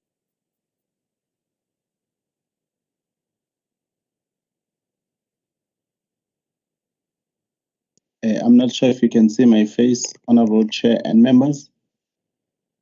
Yes, we can. Thank you. We can. Yeah. I Continue. affirm to tell the truth, nothing else but the truth, so help me God. Thanks, Mr. Mabika. We'll go back to you, CFO. I think you're doing the presentation. And if you can flight the presentation. Chair, there's Mr. Memela who hasn't taken an oath. Oh, my apologies, Mr. Memela. We see you. Good morning. Good morning, Chair. I'm Siyabonga Memela. I swear to tell the truth, nothing but the truth. So help me God. Thank you. Thanks, Mr. Memela. Okay, let's go to the presentation then. And Chairperson, Mr. Memela will take us through the first section of the presentation, which is performance information. Okay, fine.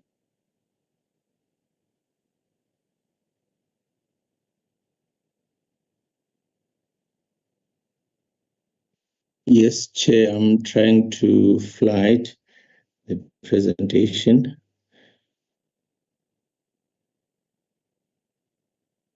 I don't know whether you can see it from your side. No, we can't, not yet.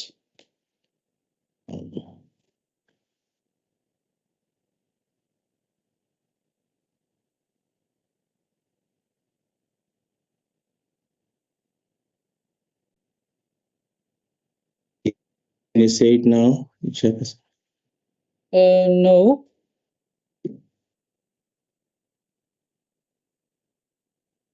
It's a PowerPoint presentation. I'm not sure what's happening. Maybe it's still slower. Yeah, we've got it now. We can see it, Mr. Mamela. Oh, yes, thanks, Chairperson. Then I will go straight to slide number 2. The resolution 139/2/2023, the Department of Sports and Arts and Culture Annual Performance Report, misstatements in the performance information. The committee resolves that the accounting officer report to the committee by the 31st of January 2024 on the effectiveness and adequacy of measures implemented by the department to ensure alignment of reported performance information with the performance indicators and targets, and to ensure the annual performance report is reviewed before submitted for audit. What we have done as management is that the POE required is validated quarterly to ensure completeness, which is what we do as a matter of course. The APP and the EQR have been checked in order to ensure that there are no discrepancies between the planned and reported targets. And further, the APP, as well as the technical indicator descriptions and the SOPs, have been reviewed and aligned in order to ensure that the indicators are clearly defined and then there's no ambiguity with the indicators.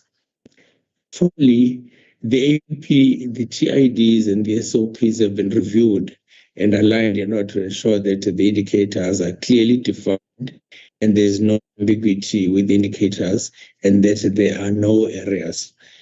There are no errors.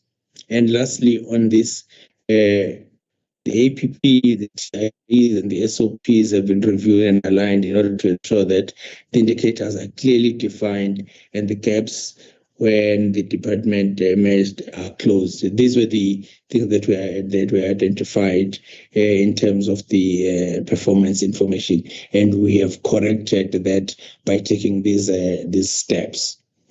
Chair, if I may move to the second presentation related to performance information. The resolution 139/2023, the Department of Sports, Arts and Culture annual report misstatements in performance information. The committee resolved that the accounting officer report to the committee by 5th of January to effectiveness of measures implemented by the of performance information, performance indicators and targets, and to ensure the annual performance report is reviewed before being submitted for audit. Our response and what we've done to this effect is that one, the POE is required is validated quarterly to ensure completeness, and the APP and the QPR have been checked in order to ensure that there are no discrepancies between the planned and reported targets. The APP, TIDs, and SOPs have been reviewed and aligned in order to ensure that the indicators are clearly defined and there's no ambiguity.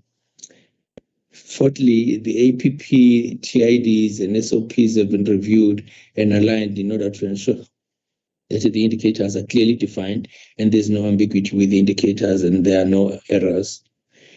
And lastly, the APP, TIDs have been reviewed and aligned in order to ensure that the indicators are clearly defined,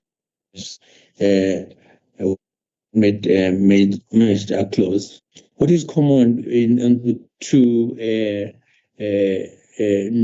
notes is that the AGI identified that in most cases our and in some cases more than one variables, and that gap has been closed for 2023, 24 as well as 2025. With your permission, HOD, I think I will pause on that in information related to performance information. Thanks, HOD. Thanks, Chairperson. Thanks, Mr. Mamela. Colleagues, you will hold your questions until the end of the presentation, okay? Okay, HOD, who is next? Thank you, Honorable Chairperson. CFO is next. She is struggling, Chairperson, because I think there's a network challenge. So we are going to request that she presents, and then Mr. Mabiga will assist her in terms of lighting the presentation, because she's really struggling. The network where she is bad. All right, that's fine. Mr. Mabiga, you will assist. If we cannot hear the CFO HOD, I suggest that you get somebody else to do that presentation. I mean, we'll try, but if it's not possible, then a substitute perhaps. Yes, we'll work on that, Honorable Chair, but let's just see if she is audible, because we heard her the first time, just that she couldn't project her face. So maybe if we can try, Honorable Chair.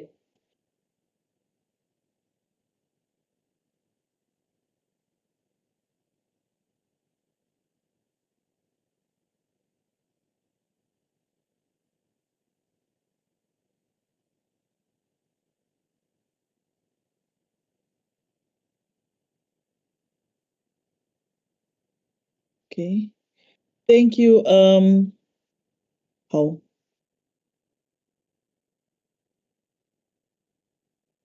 Thank you, Honorable Chairperson. In terms of the resolutions around financial management,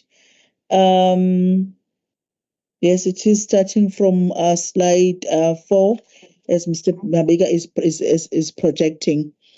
Chairperson, these are SCM related areas of non-compliance that were identified during the audit, and the department had to come up with a turnaround strategy of how we are going to address these areas of non-compliance. And we came up also with a checklist that we are implementing for us in order to ensure that we don't have recurrence of non-compliance or irregular expenditure. So we have a checklist that we've implemented, and it's checked prior to the approval or issuing or awarding of the order in order to ensure that there's no irregular expenditure. It's fully implemented, and we have not identified further areas of non-compliance after we started implementing the checklist, and also the implementation of the competitive bidding process that we have done, and all cases for deviation from normal SCM processes are submitted to the accounting officer and approved accordingly. Moving to the next slide.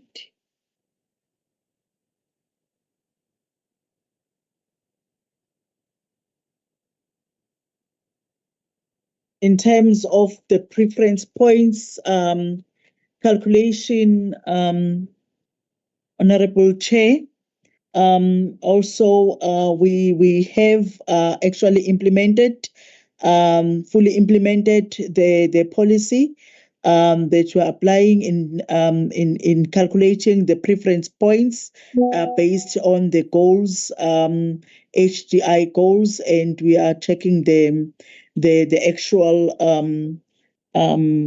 figures, whether it's company owned by women owned or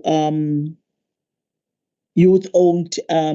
So we are ensuring that the goals or the points that we are actually awarding are based on the policy that we have as a department, and we are fully implementing, and we are checking to ensure that preference points are actually awarded accordingly.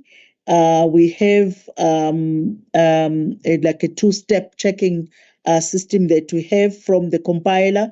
It goes to the checker and then finally to the approver of that order.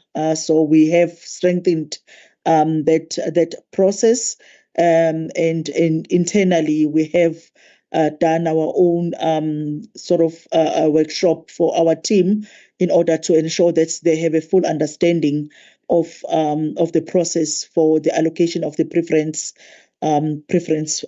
points. And then in terms of the evidence, the evidence was provided, but it was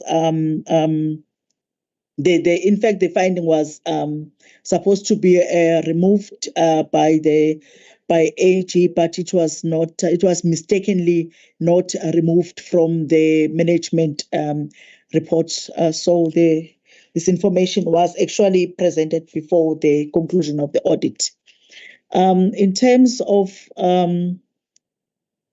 the controls for RFDI gate tags, I think maybe for us it's to just report what we have done to address this. Chairperson, we did identify this as a risk as a department, in that we have our books that are lost because the users, when they exit the libraries, there is nothing that alerts the librarian that the user is actually taking away the book instead of returning it.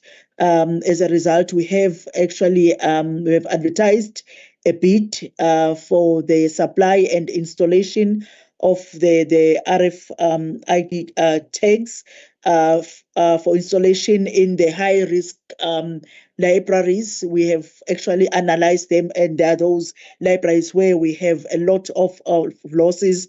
So once the process has been concluded, then the tags will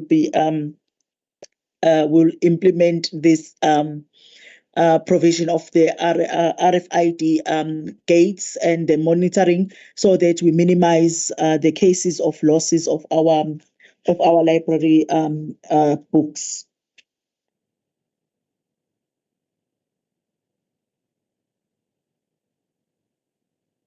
The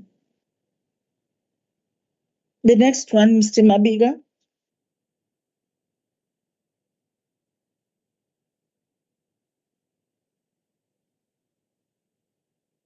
In terms of irregular expenditure that was incurred in the financial year 22-23, yes, indeed, there was an irregular expenditure of 131.8 million that was incurred, and in areas, for example, it's the books where there was challenges with the bid process, and we had guidance from Treasury where they reviewed the whole process and recommended that the expenditure be declared as irregular because of the irregularities that were identified. And we did disclose that irregular expenditure. And after that, we did not continue with the process. We're guided by legal services in that we cannot continue with issuing further orders until the process of cancellation of that of that bid is concluded. So it's a legal process that still needs to be concluded. And the irregular expenditure that had been identified, it was assessed. There was a determination test that was conducted, and we submitted to Provincial Treasury for condonation of that irregular expenditure, and consequence management was effected for the officials that were responsible for the irregular expenditure.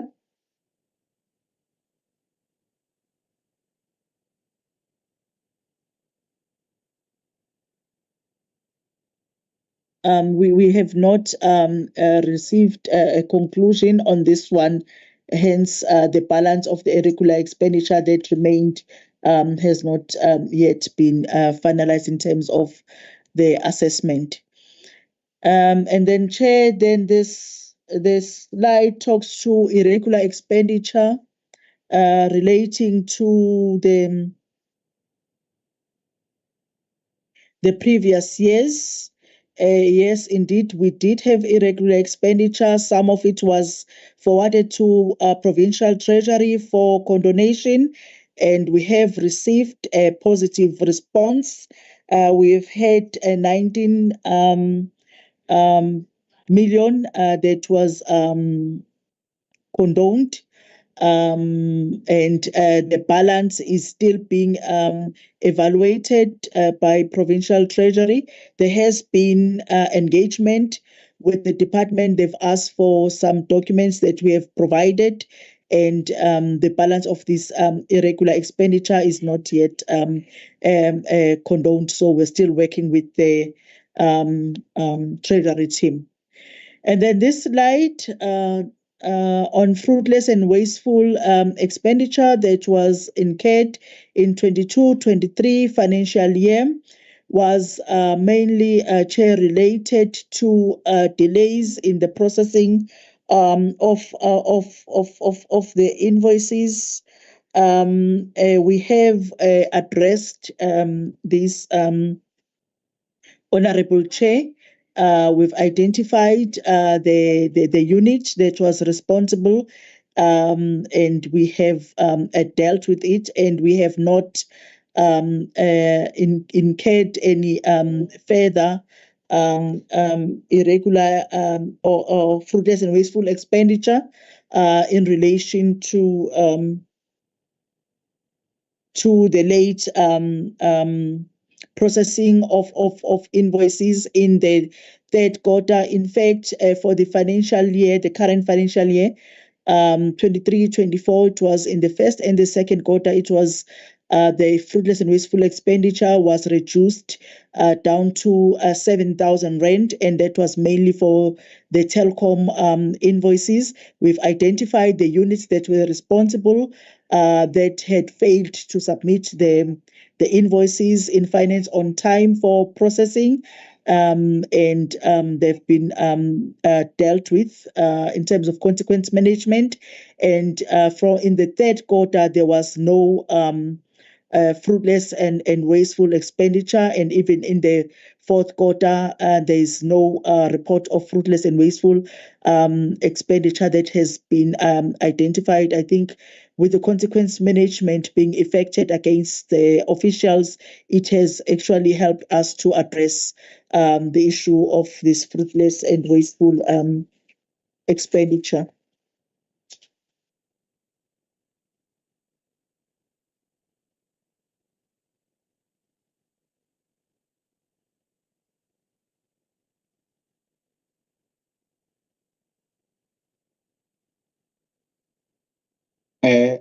I think Mr. Mabiga, maybe through you, Chair, will be doing a presentation in relation to investigations. Yeah, thank you, Chair. Thanks, CFO. Mr. Mabiga, let's do the investigations. Thank you, Honorable Chair. I'm just trying to flight the presentation.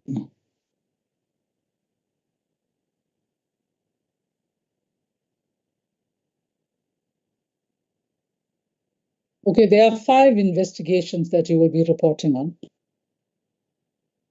Yes, Chairperson, there are actually 5. I'm not sure if the Honorable Chair can see the presentation. Yes, thank you. It's visible. Thank you very much, Honorable Chair. Mine is in respect of Resolution 146, which is about 5 investigations. First one being the allegations of cover coating. There was a criminal case that was opened in this case, but subsequent to that, the case was closed by the prosecutor, saying that there was no prospect of success. But there was no recovery because the payment was not made in that effect. And the second matter, Honorable Chairperson, relates to the fraud by the supplier in terms of the fraudulent agreement that the supplier produced to the department. We have opened a criminal case as well on that, and we have not effected any payment to that effect. So we did not make any loss, but the criminal case is still on with SAPS. The third matter, Chair, is the case referring to the collusion between an official and the supplier. We have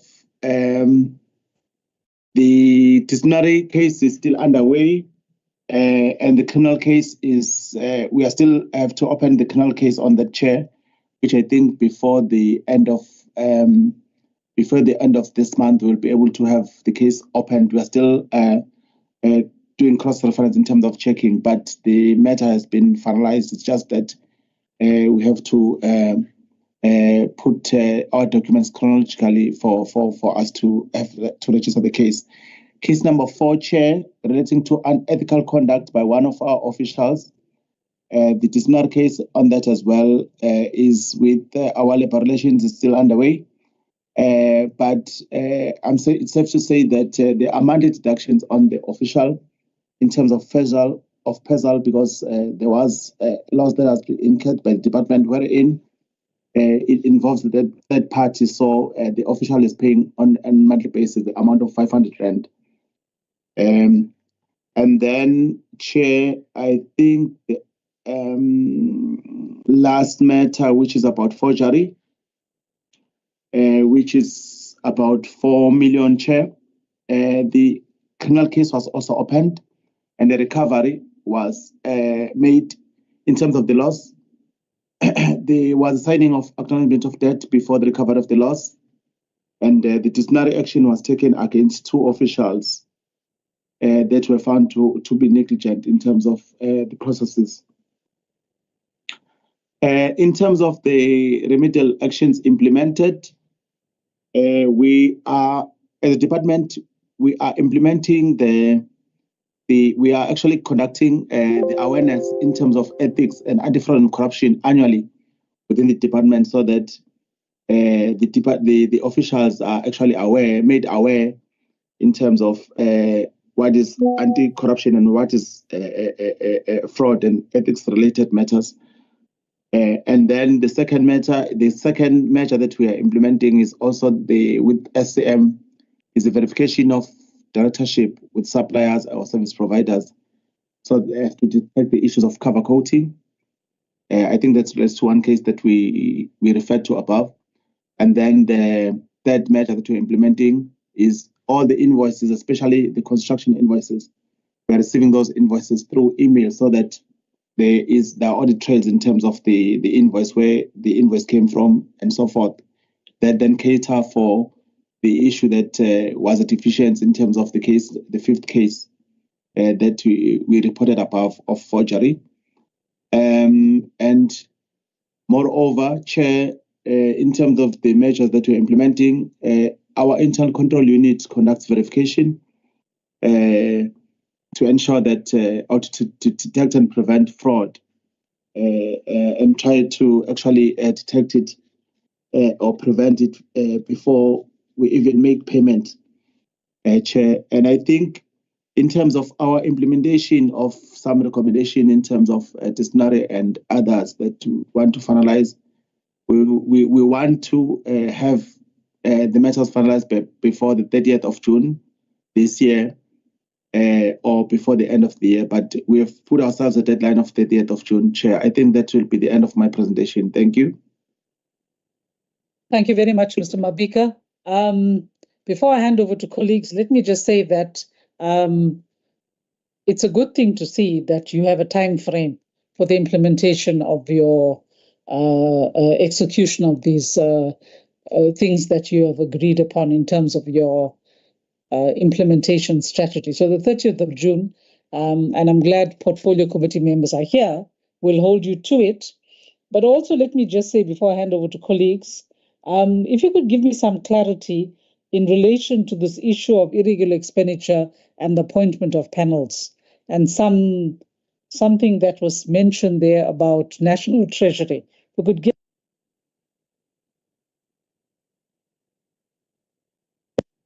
Chair, please unmute yourself.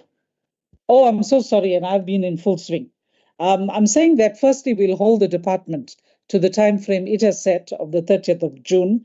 And I think that's a good thing, because at least we know that they are working towards something. Then I'd also like some clarity from them about Resolution 144 of 23 around irregular expenditure and panels.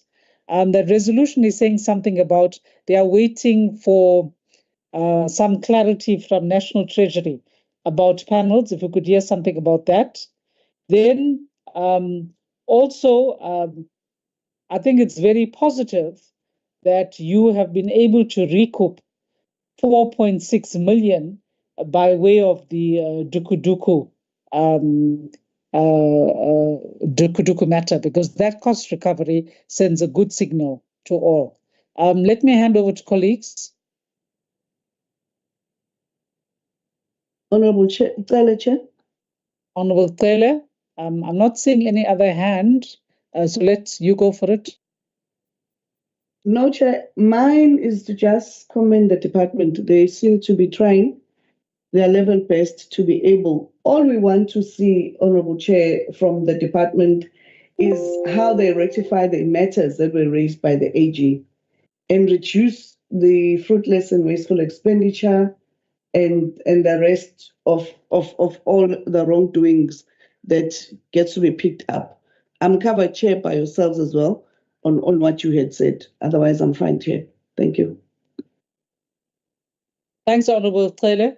Is there anybody else? Okay. I'd like to also say that, you know, one of the concerns that was raised was about asset management and books, Resolution 142. And I can see that the department has gone ahead and implemented various measures, right, to mitigate theft, etc. And again, we must commend you because you are acting positively and proactively. The irregular expenditure is the one thing that we just like some feedback on about. But we also see that you have made submissions in relation to irregular expenditure. And then what we all, yeah, I think, and then in terms of the investigations, one, in terms of fruitless and wasteful expenditure, you're saying you're implementing consequence management against the officials, and you anticipate to complete that by the end of this month. So we'll expect feedback on that.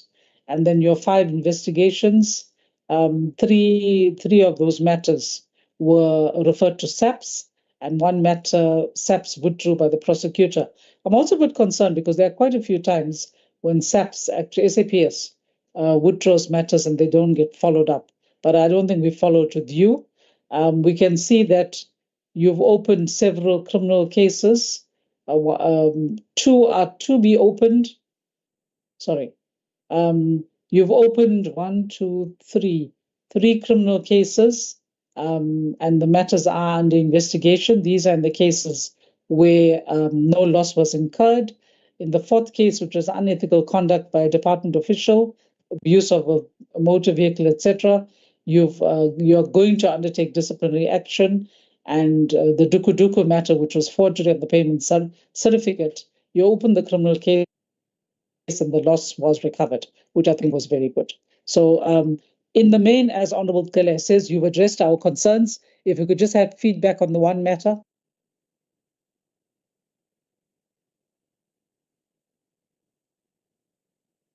Thank you. Are you okay? CFO, you can go. I'll come after you. Thank you, Chair, through you. Okay. Thank you. Honorable Chair, I would like to respond in relation to the use of panels where we have incurred irregular expenditure. Chair, the department, actually, we started engaging Provincial Treasury to assist us with, firstly, to guide us in terms of the process that we followed as a department, because I think at the end of the audit process, we did not have enough time to actually consult Treasury on this matter, and they've assisted us. So there were panels they looked at, and they said no, they agreed with the department in terms of the process that was followed, and some they indicated that maybe we could have done things better, but where there was issues of disagreement, Treasury escalated those Treasury, of which the response we have not received in terms of whether the processes that were followed by the department were actually non-compliant. So we are waiting for that guidance from National Treasury, and where we have reached agreement with Provincial Treasury, we have then corrected those processes. Where we have not received a response, we have actually not continued issuing orders on a process that is actually still questionable. We did not want to incur further irregular expenditure. but where we have corrected processes. There were the infrastructure panels. We're looking at advertising the bids and also inviting all participants in the panels as it was a recommendation. So we have actually implemented those. So only where there's any disagreement, it has gone to National Treasury, and where we have considered as a department, we have actually implemented the recommendations as they are. And we are noting the other comments in terms of managing the books, the RFID gates. We've implemented the action plan that we had set as a department, and we've actioned consequence management in areas where where there was fruitless and wasteful expenditure, and we've been successful. It has brought it right down to 7,000 only for the first and the second quarter, and after that there's no further fruitless and wasteful expenditure that has been identified. Thank you. Thanks, CFO. I'm not sure, Ichud, if you want to add in anything, because I think she's covered it. No, definitely, Honorable Chairperson, she's covered it. The one thing that I just want to comment on is consequence management, because for the department, we are very deliberate when it comes to consequence management. And it's also not at the time that an offense has been committed. As Mr. Mabiga was indicating, it starts with awareness, because when you go around doing your ethics workshops, that is where you deal with matters of, irregularity, whatever it is that we've outlined as offenses. And I think that is assisting the department a lot, because it's prevention. And by the time it's committed, we act on it. So they can actually tell, the system, it's a culture that we're building. They know that you've been warned. If you do it, there are consequences, and we actually go ahead and do exactly that. So the recouping, I think, is actually part of that whole process where we are saying we will do it. And when you don't comply, then we actually go ahead and do it. The only thing, Chair, that I think is a negative for us are those criminal cases where subs, because they normally would cite capacity issues, we cannot, hold them down and ensure that they conclude on cases. I don't know whether we can be assisted on that front, but we do our best. And when it's with them and they can't conclude on cases, it really sets us back. Thank you so much, Chairperson. Thank you, HOD. And I think the issues you're raising are valid. And it's something that I think as the province and we'd have to look at, when especially in consequence management.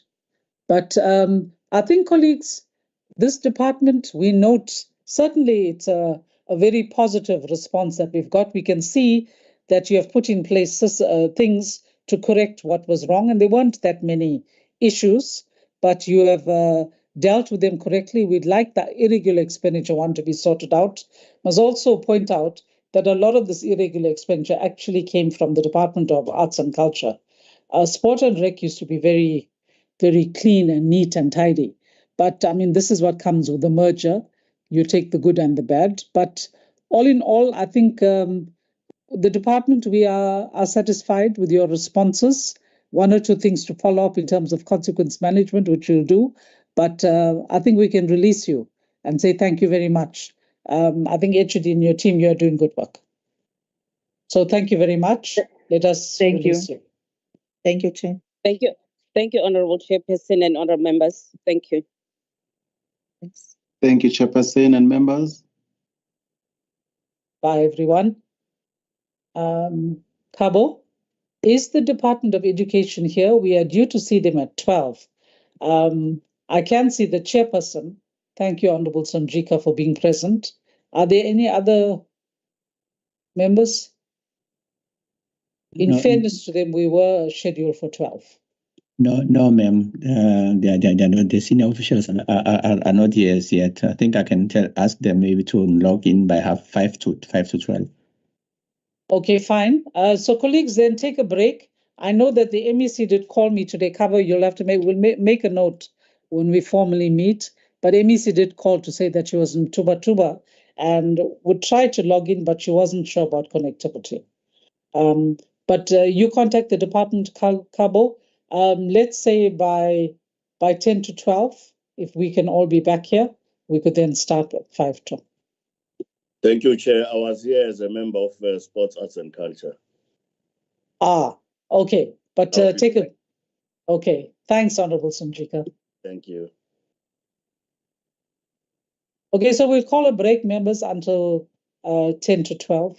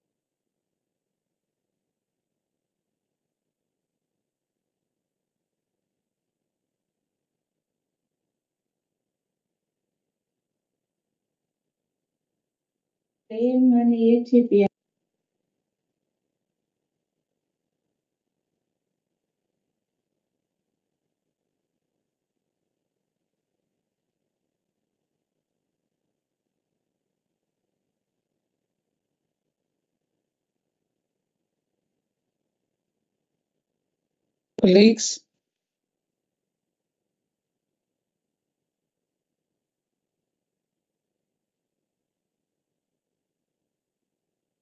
Kabo, I can see that we have the CFO here and other members of the department. Who else do we have? Do we have the HOD?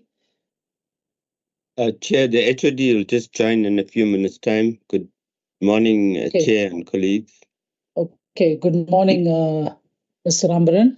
All right, so we'll give him a few minutes. Please let us know when he's here. Okay, I'm just calling.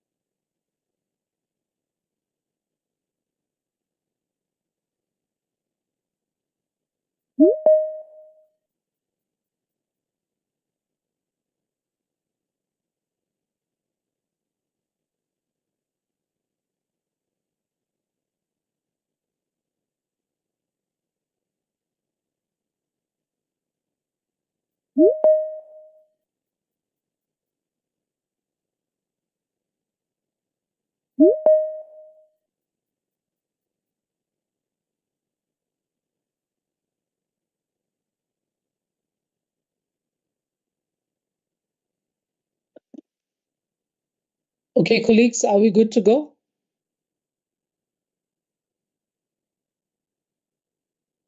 I can see HOD is here. Yes, ma'am. I think no, it is sufficient that we can start if members allow. Okay, fine. Colleagues, can we start? I think you have been here.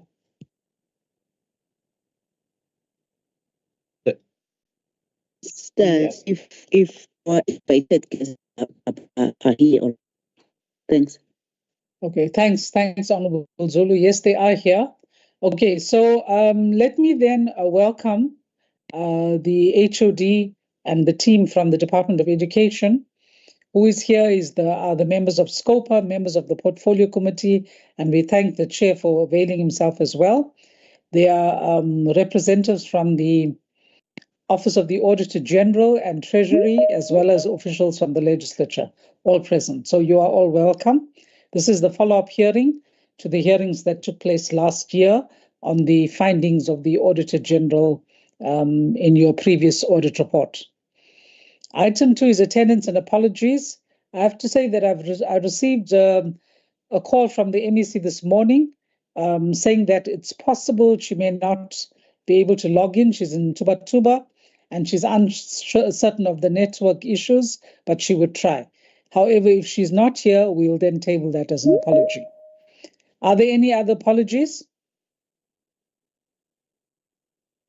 From my side, ma'am, the apology that I have again is that the MEC is engaged, but if she happened to get the Yes. data or a network, then she'll join us. Yes, we've noted that, Cabo. Who is the substitute for Honorable Rogers? I think it's still Honorable Singh. Is it Honorable Singh or Honorable Kika? Chairperson, it's Honorable Kika here. Okay, fine. All right, we note that Honorable Kika, you are substituting for Honorable Rogers. Okay, then the meeting, then we go to item 3, which is the constitution of the meeting, which is duly constituted, so that's fine.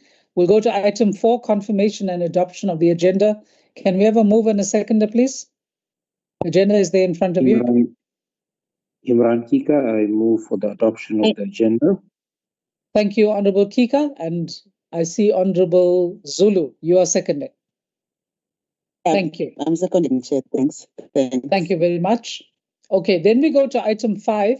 HOD and your team, you are familiar with this. We'd require that HOD, you take an oath of affirmation to speak the truth, together with whichever members of your team are going to present.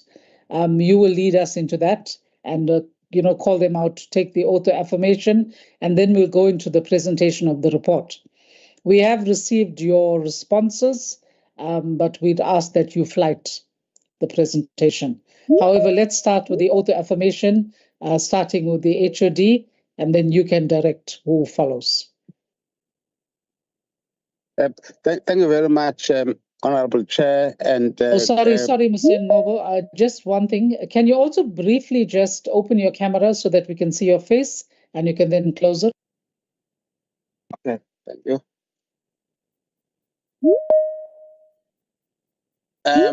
Thank you. That's fine. Honorable Chair. That's thank fine. you, Honorable Thank Chair. I am with a team, DDGs, and a few officials. The presentation was made by the CFO, but when time comes for maybe questions for clarity and so on, we will lead. The CFO and myself will lead, and will occasionally ask some DDGs to respond. Affirmation. My name is Nkosinathi Ngobo. and I swear that I will only speak the truth and the truth only, so help me God. Thank you. Thank and you. the CFO will follow. Yes. Thank you. Good morning to Honorable Chair and all protocols followed. My name is Lal Singh Rambaran, the CFO of Education. I will run to tell the truth and nothing but the truth, to help me God. Thank you, Mr. Rambaran. Is there anybody else, or will we do that? Should they speak? Advocate Batogo. No, thanks. Good day, Chair and honorable members, colleagues. My name is Begi Masugu, the Deputy Director General for Corporate Management. I swear to speak the truth and nothing else but the truth. Dr. Tongo, who is representing Ms. Weziwe Hatebe. Dr. Tongo. Thank you very much, Chair. My name is David Kongo. I swear that I'll speak the truth, nothing else but the truth. Thank you, Chair. Thank you. Is that it, HOD? Mr. Mazibugo, DDJ.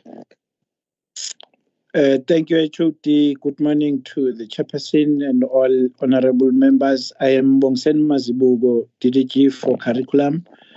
I swear to speak the truth and nothing else but the truth. Thank you. Thank you very much. Actually, sorry, Dr. Chetty, I think, on one more, I think, and we'll have maybe Ronel from Infrastructure. I'm not too sure if they will come in. Please, Dr. Chetty. Good morning, Chair. Good morning, HOD. I, Dr. Chetty, affirm to speak the truth and nothing but the truth. Thank you.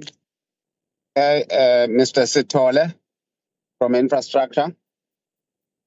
Good morning, HOD and honorable members. My name is Ronald Stolle from Infrastructure.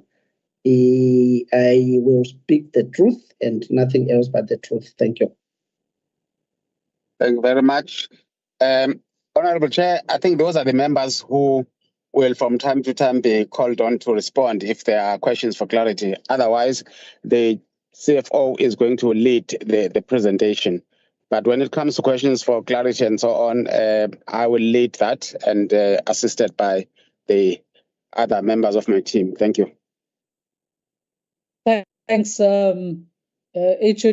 Let me also say that in relation to one of the matters raised about material irregularity, we've asked the AG to be present here so that should there be any clarification required, we can then call on the AG's office. So they are with us as well.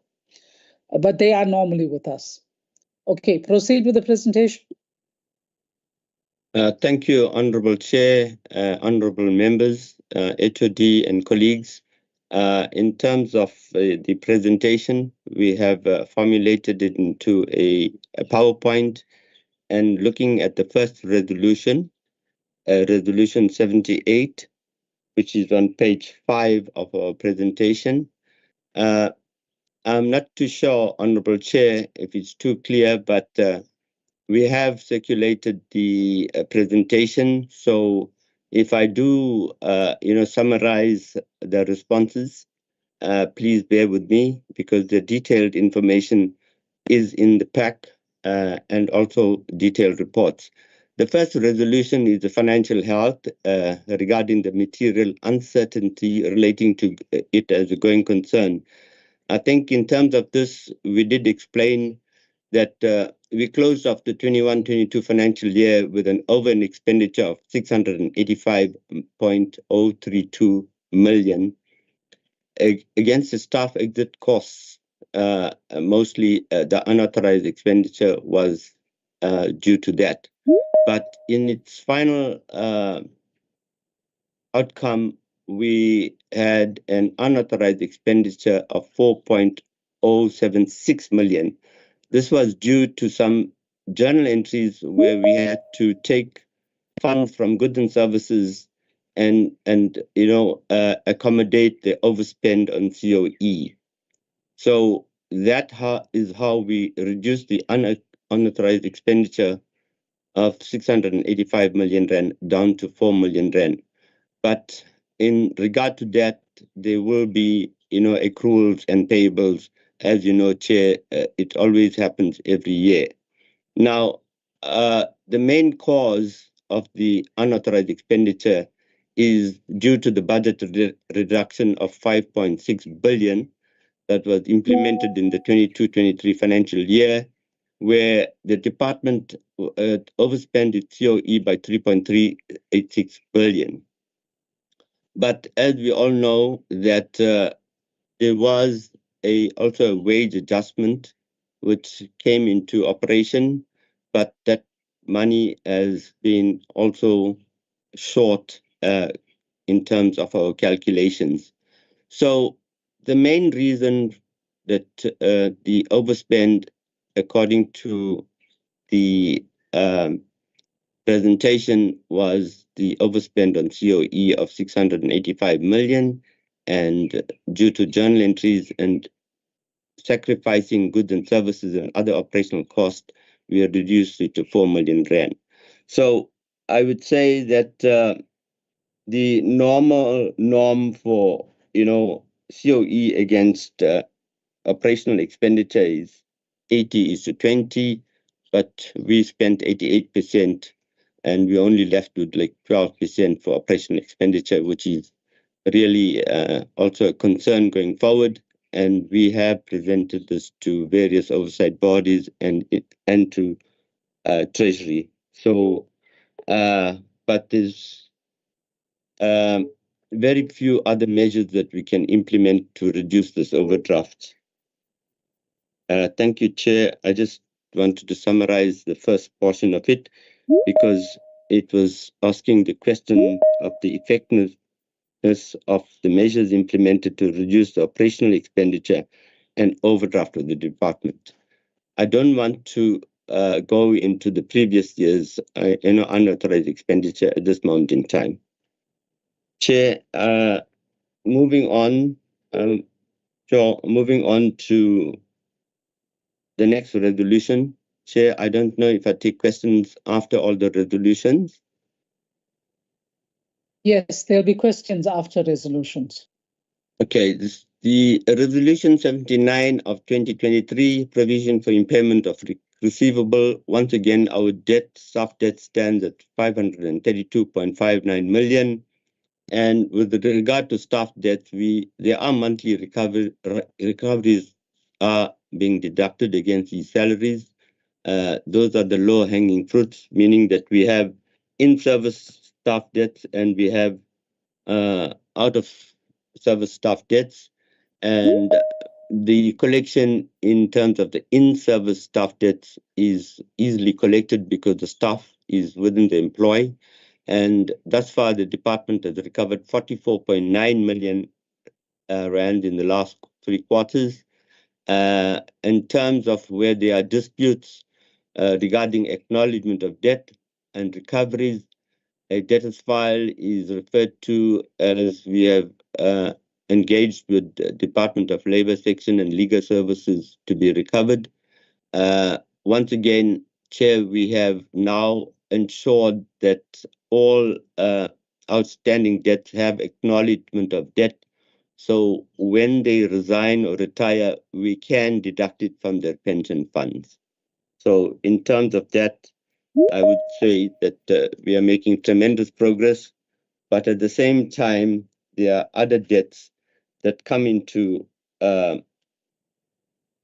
operation. This is mainly due to the different types of debts that we have. But in terms of the late terminations, we are definitely making an improvement, and you'll see that in terms of the detailed report. What I'm alluding to is that we have implemented, for example, the PYEI, and when we do employ these assistant teachers for 6 months, sometimes they get a new job immediately after the first month, and then the other 5 months will be regarded as a late termination because this information sometimes filters late to the district offices. But we have got procurement procedures, and we're looking. We already started in terms of putting in a e-filing system, which is functioning well, and going forward, we have already started the procurement of an electronic tool, which will eradicate most of these inefficiencies of late terminations, overpayments, etc. Thank you, Chair. In terms of resolution number 80, I think, salary payments to persons no longer in the employ of the department. Now, once again, Chair, this results, as I've stated previously, that you do employ teachers at the beginning of the financial year, beginning of the year, calendar year, I beg your pardon, and then you'll find that you pay them after the tax year has been completed, that is on the 28th of February, and when the tax man or SAS does his recon, the cell goes backwards and updates the figures for January, February, and in the meanwhile, that has been only captured in March. So in respect of terminations emanating from employee resignations, the department has drastically reduced the number. Late terminations, yes, we are looking at that and improving on it on a quarterly basis. Now, I must indicate that the salary responses for SAS, we are saying that, next slide, we had meetings with district directors, and the department has identified 72 late terminations of permanent employees. And the department is now in the process of finalizing investigations prior to implementing consequence management against responsible officials for salary overpayments, which were avoidable. I must indicate, and I think DDG Masuku will indicate why consequence management takes a little bit longer to be implemented, but they are definitely being implemented.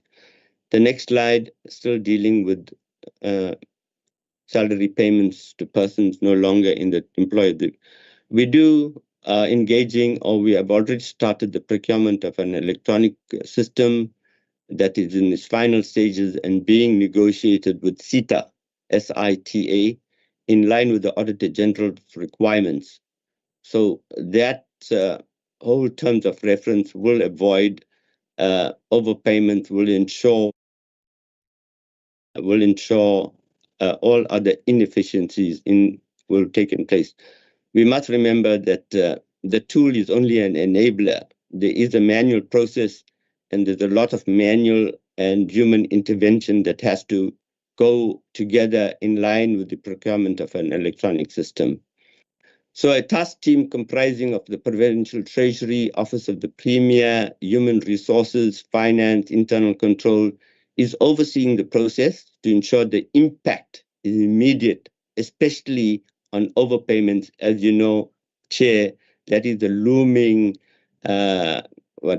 qualification that we have been experiencing for a few years, and last year we nearly fault on this, but we're ensuring that this year also we are ensuring that these overpayments are resolved immediately and stopped, and there will be no more overpayments in terms of implementing this electronic tool. Next slide. Here, Chair, I'm not going to elaborate too much. I know this is Dr. Chetty's area. I don't know, very quickly, Chair, with your permission and HOD's permission, can I ask Dr. Chetty, without going into too much of detail, to explain the resolutions regarding performance management? But it's merely, the SOPs, the standing operating procedures, that needs to be implemented in terms of the targets to be achieved. So, HOD and Chair, can I just allow Dr. Chetty to take us through on the resolutions regarding performance management? Thank you. That's fine. Dr. Chetty?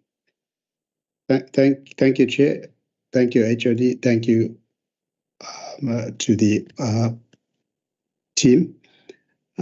Chair, the department has developed an audit turnaround strategy, and this strategy involves the monitoring of the performance information with particular reference to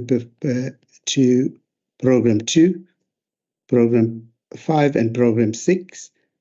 The area of serious concern was Program 6, and together with the DGG for Program 6, the following is a summary of the process outlined in the turnaround strategy. On receipt of completion certificates from the implementing agents, the program manager responsible for the project report complete is expected to conduct physical verification of work done and furnish detailed report to Director Infrastructure Delivery. Subsequent to physical verification by program manager, feedback meetings are convened and presided over by the Director Infrastructure Delivery. At a meeting between the Director and Program Manager, the report is scrutinized and approach is out to communicate to the implementing agents and districts the site findings as communicated in the Office of the Chief Director. The Director then certifies a project for sign-off by the Chief Director. Chair, in essence, what we are saying here is there is ongoing monitoring of the projects by the department together with the implementing agents, and ongoing progress reports are submitted to infrastructure.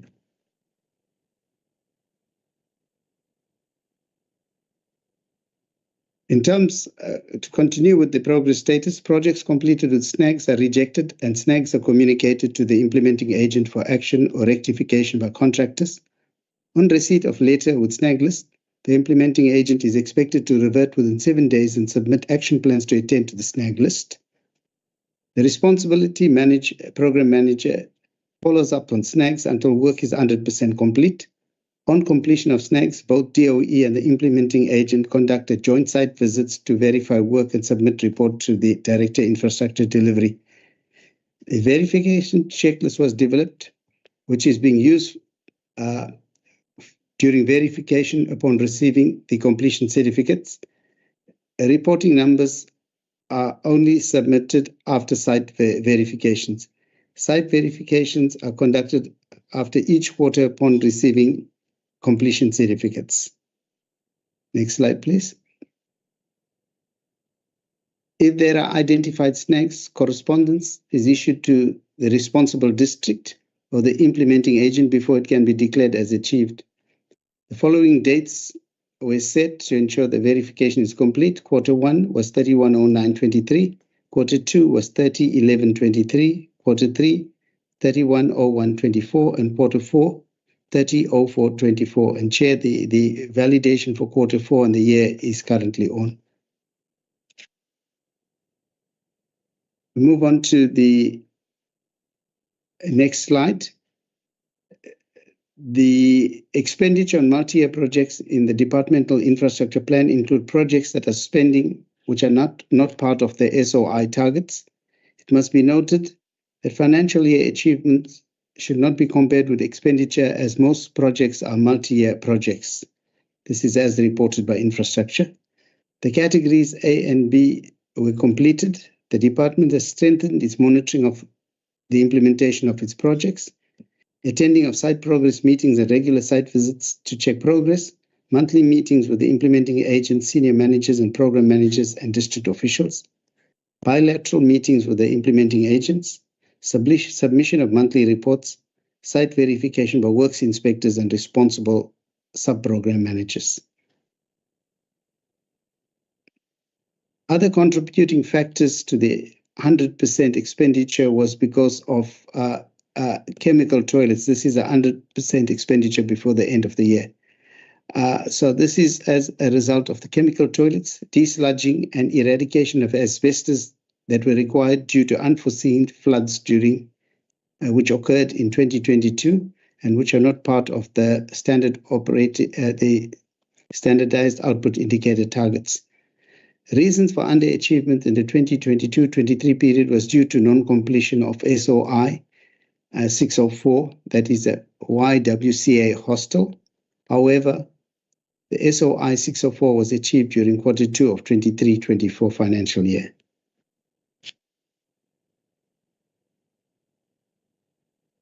Thank you, Dr. Chetty. Chair, with your permission, can I move on to resolution number 83 of 2023? Yes. Okay. As I've indicated previously, I've indicated that the department has an unauthorized expenditure of 4.08 million, and this relates mainly to Program 2, and that is public ordinary schools, and the overspend was due to pressures on compensation of employees. So in terms of the condemnation and determination, there was no need for this to be done because it's a glaring problem that we all are experiencing at this point in time. Next slide. Once again, I'm indicating that there was no disciplinary action. This is not applicable here because the budget was cut. And we did go to cabinet trying to, negotiate the PPN, but the resolution was that the PPN remained the same, but there was no funds followed with that resolution. So obviously there will be an overspend. In terms of resolution number 84 regarding irregular expenditure, responding to the 1.52 billion, the department has completed the determination test and submissions for condemnation for the material amount of 1.425 billion related to the excess payment of LTSM contract for management. And once again, Chair, maybe I must preempt this. Treasury, after the date of the 31st of January, when we submitted this response, has condoned this 1.425 billion. So it will be reflected in our financial statement as being condoned, as I have argued with the Auditor General that this was not irregular expenditure. It was mere transfer of funds to the managing agent to procure LTSM on behalf of the department. So no disciplinary action once again was taken, and value for money was received because textbooks and stationery was delivered to schools. So that is the response for the 1.452 billion, Chair. Let's going to resolution, still on resolution 84, that once again, it's a repetition of, the 1.425 billion, but in terms of the determination test for the amounts also are in progress with Treasury. The boreholes of 40.399 million is in progress. The mobile classrooms of 4.2 million.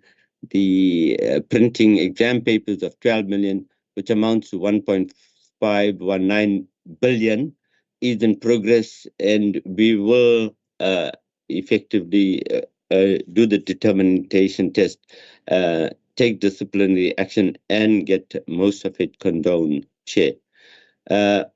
So we find that in terms of the progress made of the 5.2 billion, this is how we have done it. In 23-24, we have condoned the 1.5766 billion, which is not irregular, 178 million rand. We have submitted that. The condemnation submitted for immaterial amounts of 3 million has been submitted. Condemnation amount for older than 10 years, 342 million has been submitted. All transaction 5 to 10 years of 1.460 billion. This relates to mostly the NSNP has been submitted. And still to commence, Chair, the 1.388 billion is to be submitted. So it's a long process, but we have come down, tremendously from our 8 billion. And you'll see at the end of the year, when we present our financial statements, it will be around 3 or 2.5 billion rands, because the department has moved very fast in working together with Treasury And I must indicate that Treasury officials were very, very, good to us and have worked fast in order for us to get the coordination done. So the department has approved submission to Provincial Treasury to source resources from Treasury regarding, further assistance in terms of finalizing further, irregular expenditure and doing the determination test. Chair, I must indicate this is a very long process. The submissions were submitted in March. At this stage, the department cannot confirm whether resources will commence and the time frame to complete the determination test.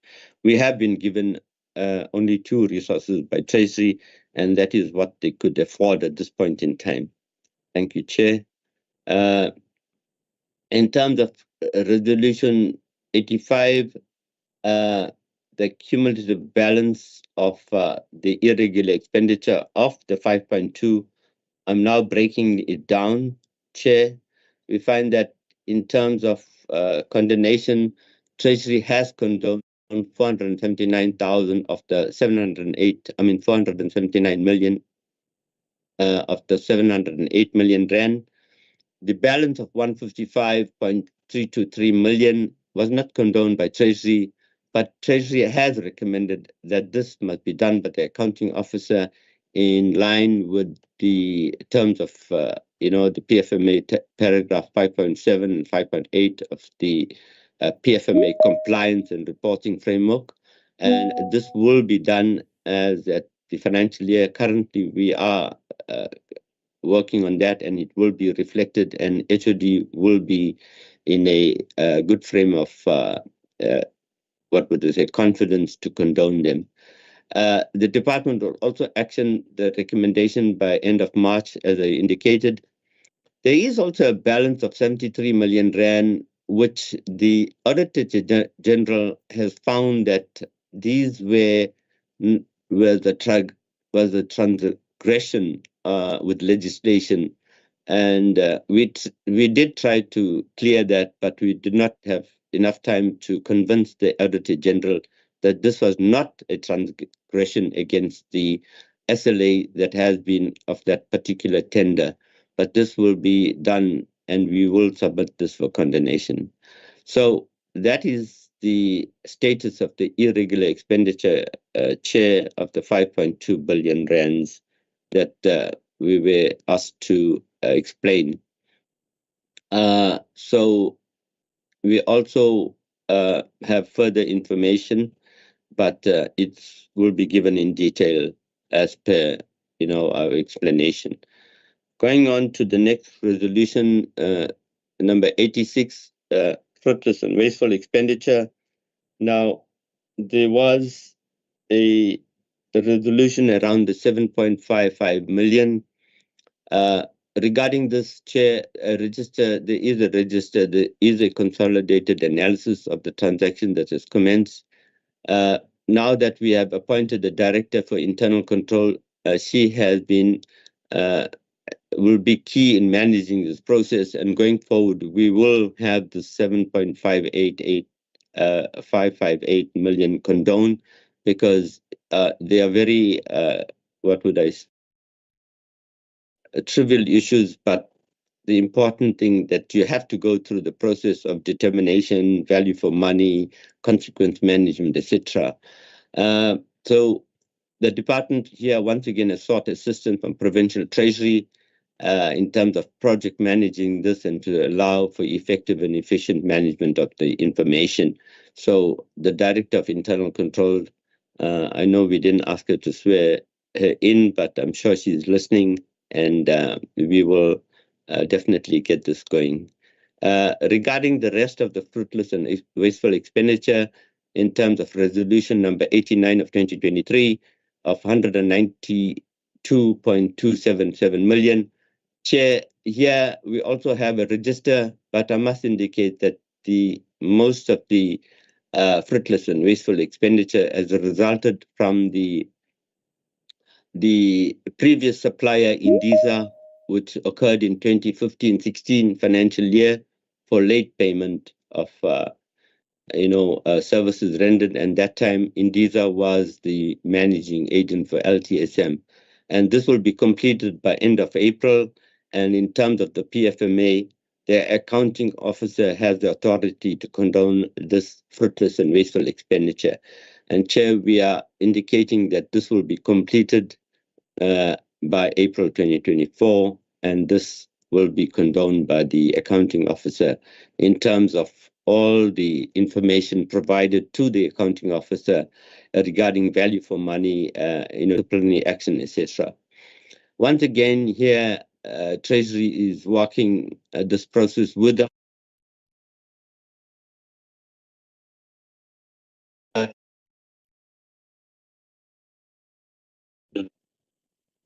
Thank you, Chair.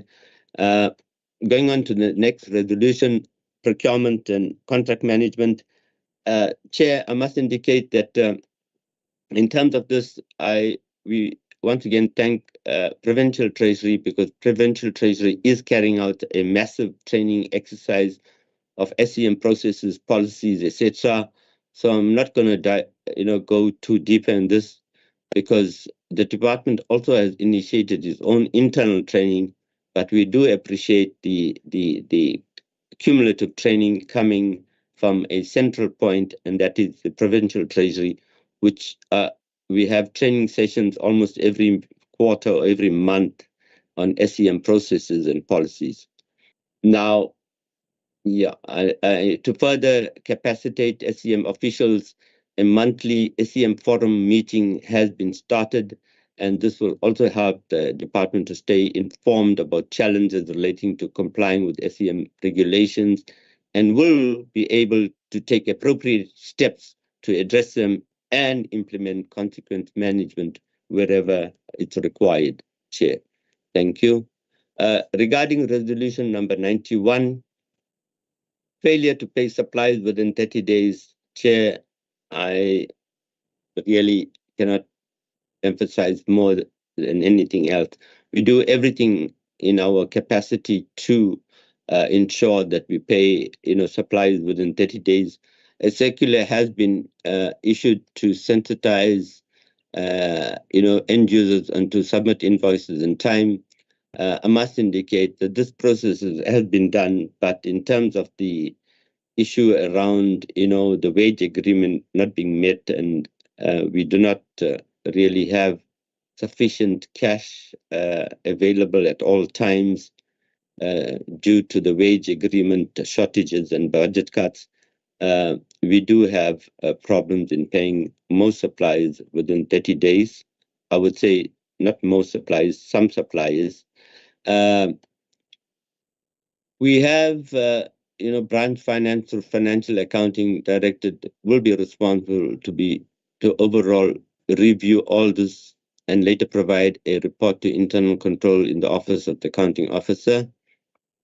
The accounting officer shall implement consequent management against any responsible manager who has failed to take action against officials within his or her jurisdiction. So we are controlling this, but I must indicate it is very difficult at this stage regarding the environment that we have been experiencing in terms of budget cuts. Thank you, Chair. Next resolution.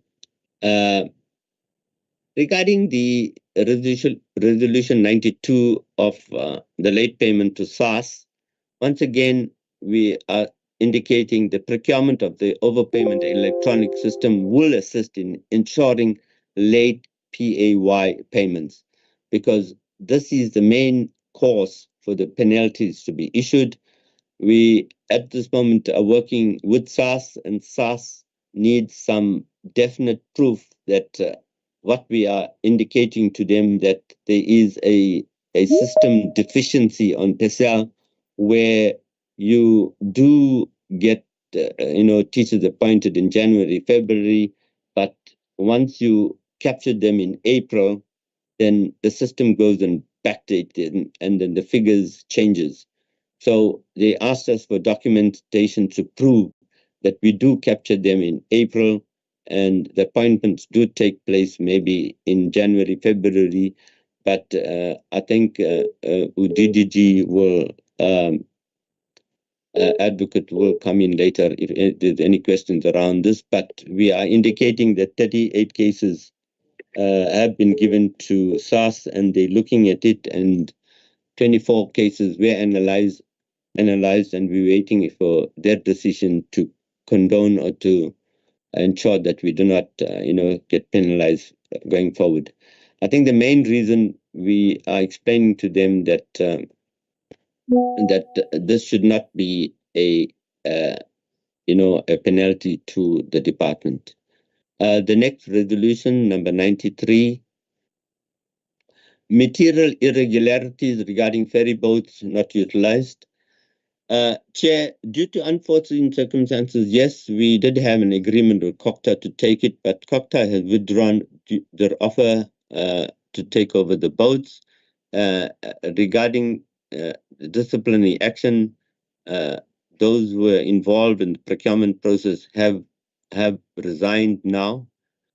Due diligence will be followed, and when we talk about going forward, how do we ensure that we do not make the same mistake, we are indicating that due diligence will be followed and approved by Provincial Treasury before any such procurement takes place.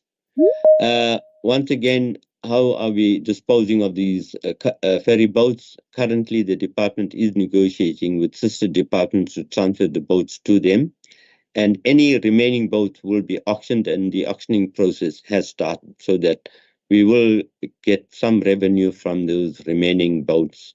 In total, each boat cost about 580,000.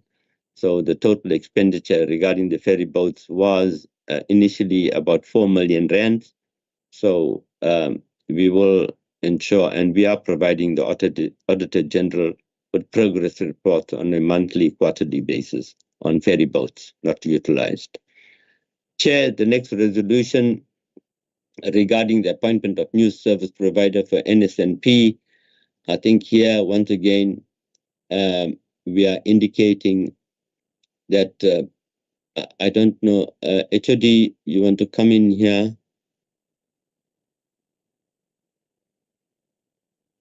It's fine. Let me continue. And the progress in relation to the finalization of payments of Pesina PTY is that they have submitted invoices totaling approximately 124 million rand. The department, together with Treasury, has audited and has received an audited clearance from Treasury before a payment of 76 million rand was made. There is a variance amount of 48 million rand, which is currently being disputed for various reasons. And we are indicating that Treasury is doing the auditing process. And I must indicate that Treasury has almost completed that auditing process and has given it to the department. And we are in the process of paying what has been audited by Treasury to pay the NSNP service provider. Regarding the disputed proof of deliveries, we are indicating that they have been submitted, as I indicated, and in respect of the findings of material irregularity by the AG, we did indicate that the department has disagreed with the findings, with the reasons, and the department has applied for a review. And we did say, and the Auditor General can come, in terms of the responses, that there will be a proper reviewed resolution taken with the Auditor General by end of March or April. That depends on the Auditor General in terms of the information that we have provided to them. Going on to next resolution, 95. I think let me ask Ronel to come in here. Ronel, with your permission, Chair. He's an infrastructure expert, although we have the acting DDG, but let's ask Ronel to help us. I don't know if Ronel, you sworn in. Yes, I think I asked you to be sworn in. Ronel, can you quickly take us through the infrastructure projects funded by the Education Infrastructure Grant? But summarize it, please. Okay. All right. Thank you, CFO, and thank you, Chair and honorable members and department management. In terms of JG Zuma. Sorry, have you taken the oath of affirmation, Mr. Stoller? Yes, I did. Okay, fine. Okay. Yeah. So in terms of JG Zuma, we wrote a letter to Department of Public Works on the 22nd of August 2023, requesting an improvement plan, of which they responded. Initially, the project was supposed to be completed on the 26th of September. However, they applied for extension of time that would take the project to the 30th of November 2023. The project, the current status, actually the project was completed on the, I think, the first week of school's opening, and as we speak, the school has been occupied and it's actually functional. That is the current status with respect to JG Zuma.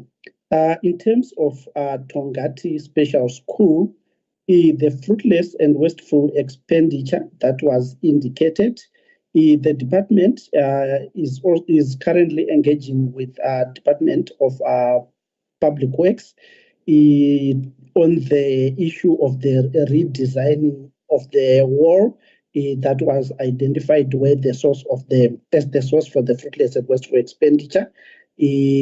Upon the conclusion of those engagement, that's when it will be determined to say who will be accountable for the fruitless and wasteful expenditure. But it's an ongoing process since the project is still running as well. So it's an ongoing process. Can you move to the next slide? Yeah, the project is currently at 88%. I think the completion date has been revised to the end of March, which is this month. But yeah, that is the status of the project. Then in terms of open gates, we wrote as well to KUHA, who is the implementing agent, CDC, and then they responded with the implementation plan. The project, the site was handed over to the completion contractor or replacement contractor on the 12th of October 2023. And the project is actually ongoing currently. There is work on site, and the project is anticipated to be completed on the 5th of September 2025. Can you move to the next slide? Yeah, so basically those are the resolutions that were indicated in the previous meeting. Thank you.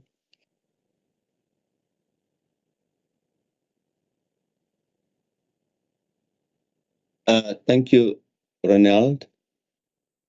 In terms of resolution number 96, sorry, Ronald, are you complete? Yes, I'm done. Thank you. Okay. In terms of resolution number 96 of 2023, the implementation, I don't know, Dr. Chetty, are you going to come in here?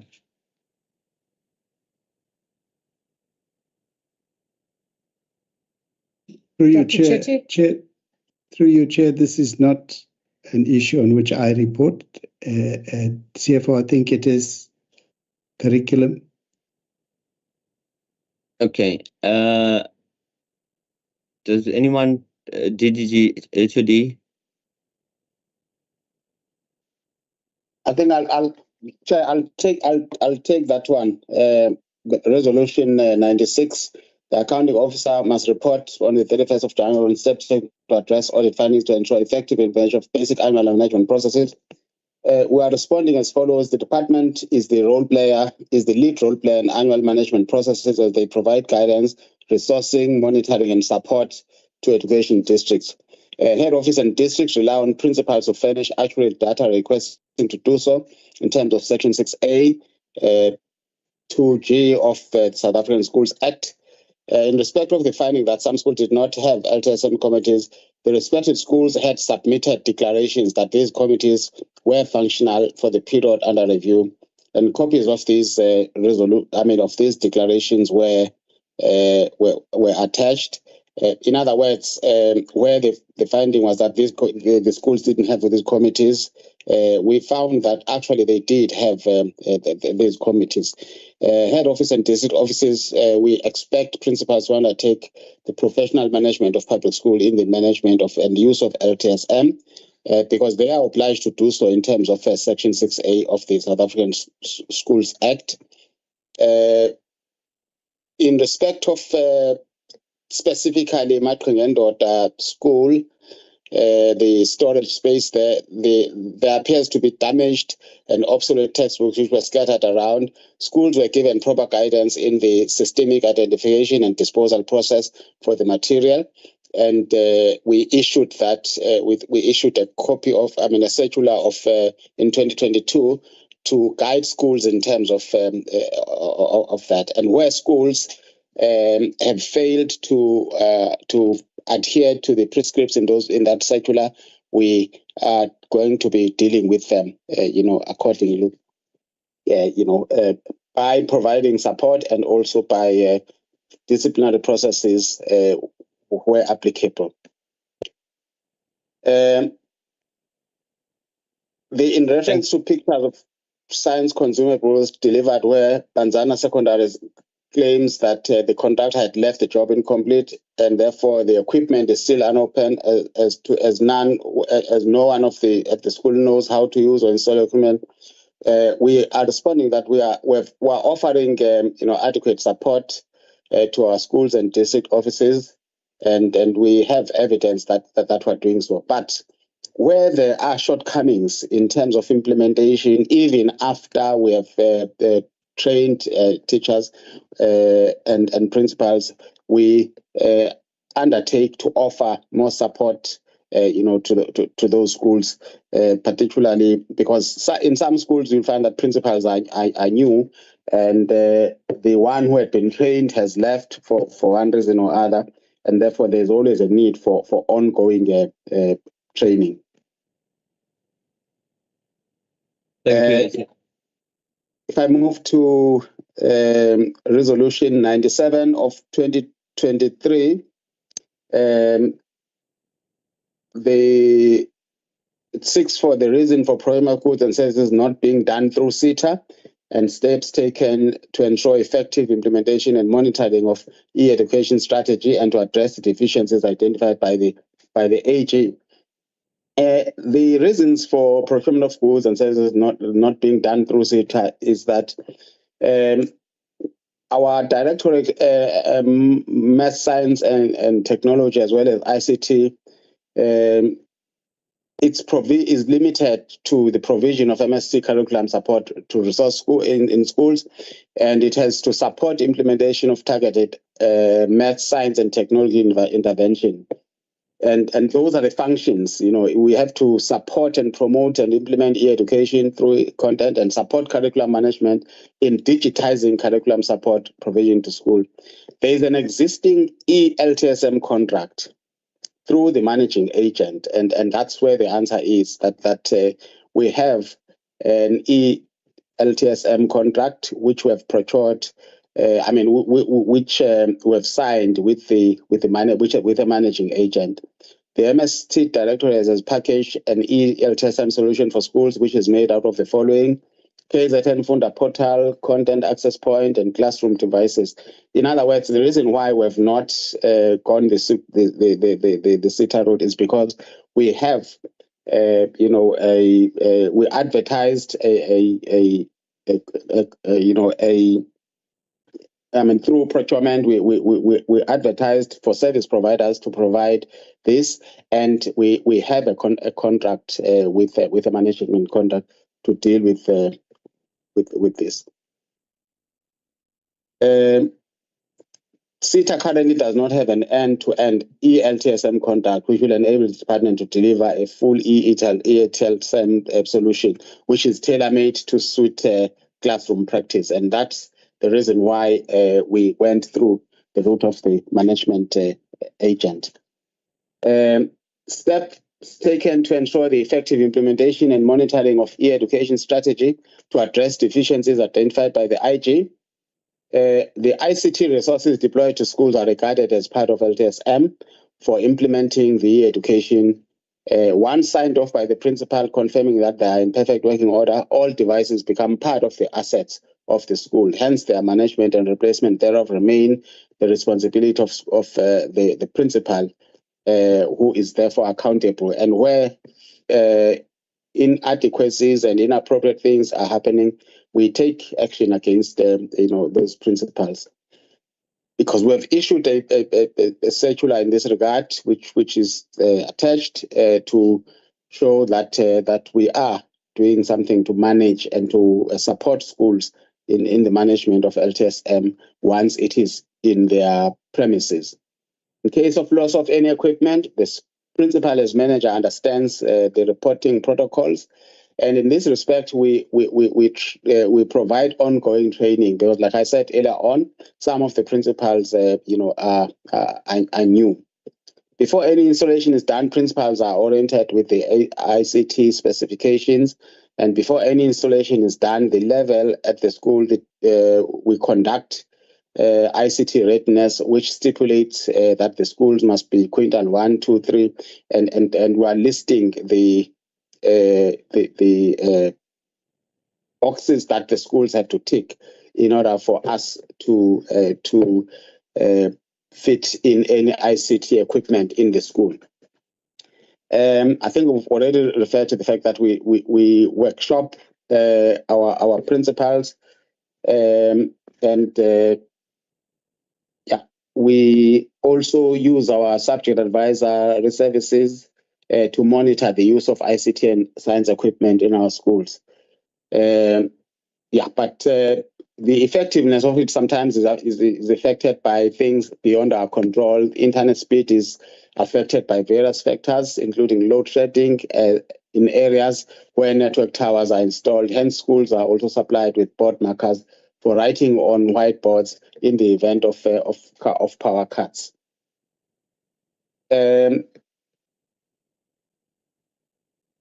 The forensic investigations, our report on forensic investigations, that's Resolution 98. We were required to provide a list of investigation with detailed findings and what are we doing about those, and the progress made in implementing the recommendations where investigations have already been complete. This is the number of cases referred, and this is the number of cases where the status of implementation of recommendation of the 20 that have already been referred, 10 have been completed, and of the 10 that have been completed, the cases, and 7 of them are already in progress. And on the other side, they were providing cases that are being investigated by the Office of the Premier. We are giving details there. What we've not provided, the detail we have not provided here, Chair, is the actual names of people that are involved. So we're only providing numbers. We were legally advised that it may not be proper for us to actually put the names. Hence, we've put only the forensic investigation case numbers. There was a case of fraud and corruption on cover coating, and the amount was 3 million. The status of implementation of the recommendations regarding this case: 4 officials were disciplined and found guilty. 1 official was dismissed, who was the main player really, and then 3 were given a final written warning. The one who was dismissed was also criminally charged and appeared in court. Two were criminally charged and they've been appearing in court. The case, for the date for sentencing, because they've been found guilty, the date for sentencing was the 25th to the 26th of January this year. So when we wrote this report, it was before the 25th and 26th of January. They have since been sentenced, to 7 years imprisonment, on these cases. The other one was fake qualification, we have a schedule there of about 49 educators. Recoveries have been made from 30 educators. Among the 30 educators, debts were partially and some have settled the debts that they have. Those are cases where people submit fake qualifications, and upon investigation, we find that these qualifications are fake. Two of these criminal cases are still before court, and in 6 of them, then we are going to be doing a recovery through, from their pensions, because they have signed an acknowledgement of debt, and we are making progress in recovery of those debt. Another case, a 2012 case, 60,000 rand. We disciplined 13 officials, and we found that 6 are no longer in the department. And those that are no longer in the department, we follow them up with criminal cases, because fraud is not just a disciplinary matter; it's also a criminal act. Then there's another one of 2013 involving 7.5 million. Again, there we are instituting disciplinary process hearings against 19 officials, and we've reported 2 criminal cases. But the detail that follows then is what is happening in that criminal in those criminal proceedings. The prosecutor declined to prosecute in one of the cases due to insufficient evidence, and disciplinary processes were not instituted due to lack of funds. Service provider submitted a code. The CFO has approved on condition that there are funds in the new financial year. And another case was assigned to a new prosecutor. Then FR 27 of 2015, the amount has not been ascertained, and it will come up possibly during the course of the disciplinary process. The disciplinary action against 2 officials, the criminal case is still under investigation, and recoveries have not yet occurred because there's still cases that are in progress. The next case is the mismanagement of school funds. The disciplinary processes internally has been completed. The official concerned was dismissed, and he has taken the matter to the bargaining council. It's now at the arbitration stage, and the case had been postponed to about 2-3 weeks ago, which were on 11th and 12th of March. We don't know yet what the outcome is. Then the other case, corruption for NSNP provider at Langside and Retief Primary School. The recommendation was that the department must, through its legal services, restrict the service provider from the SADAPLA database of the NSNP. and we are also proceeding with criminal, charges against the employee.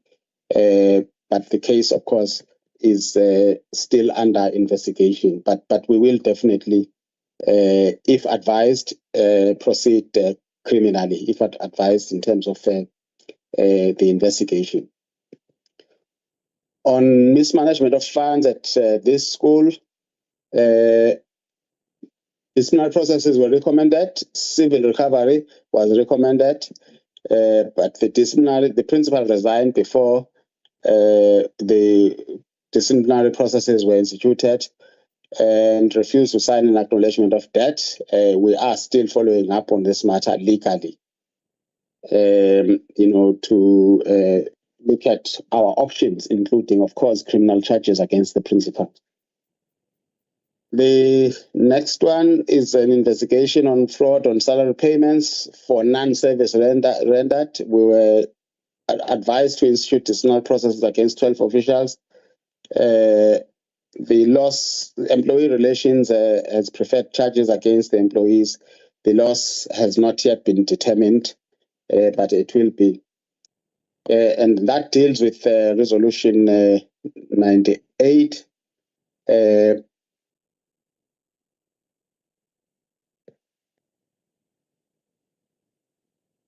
Okay. I think the next resolution on NSIU investigations on the procurement of PPEs, I'll refer back to the CFO to deal with.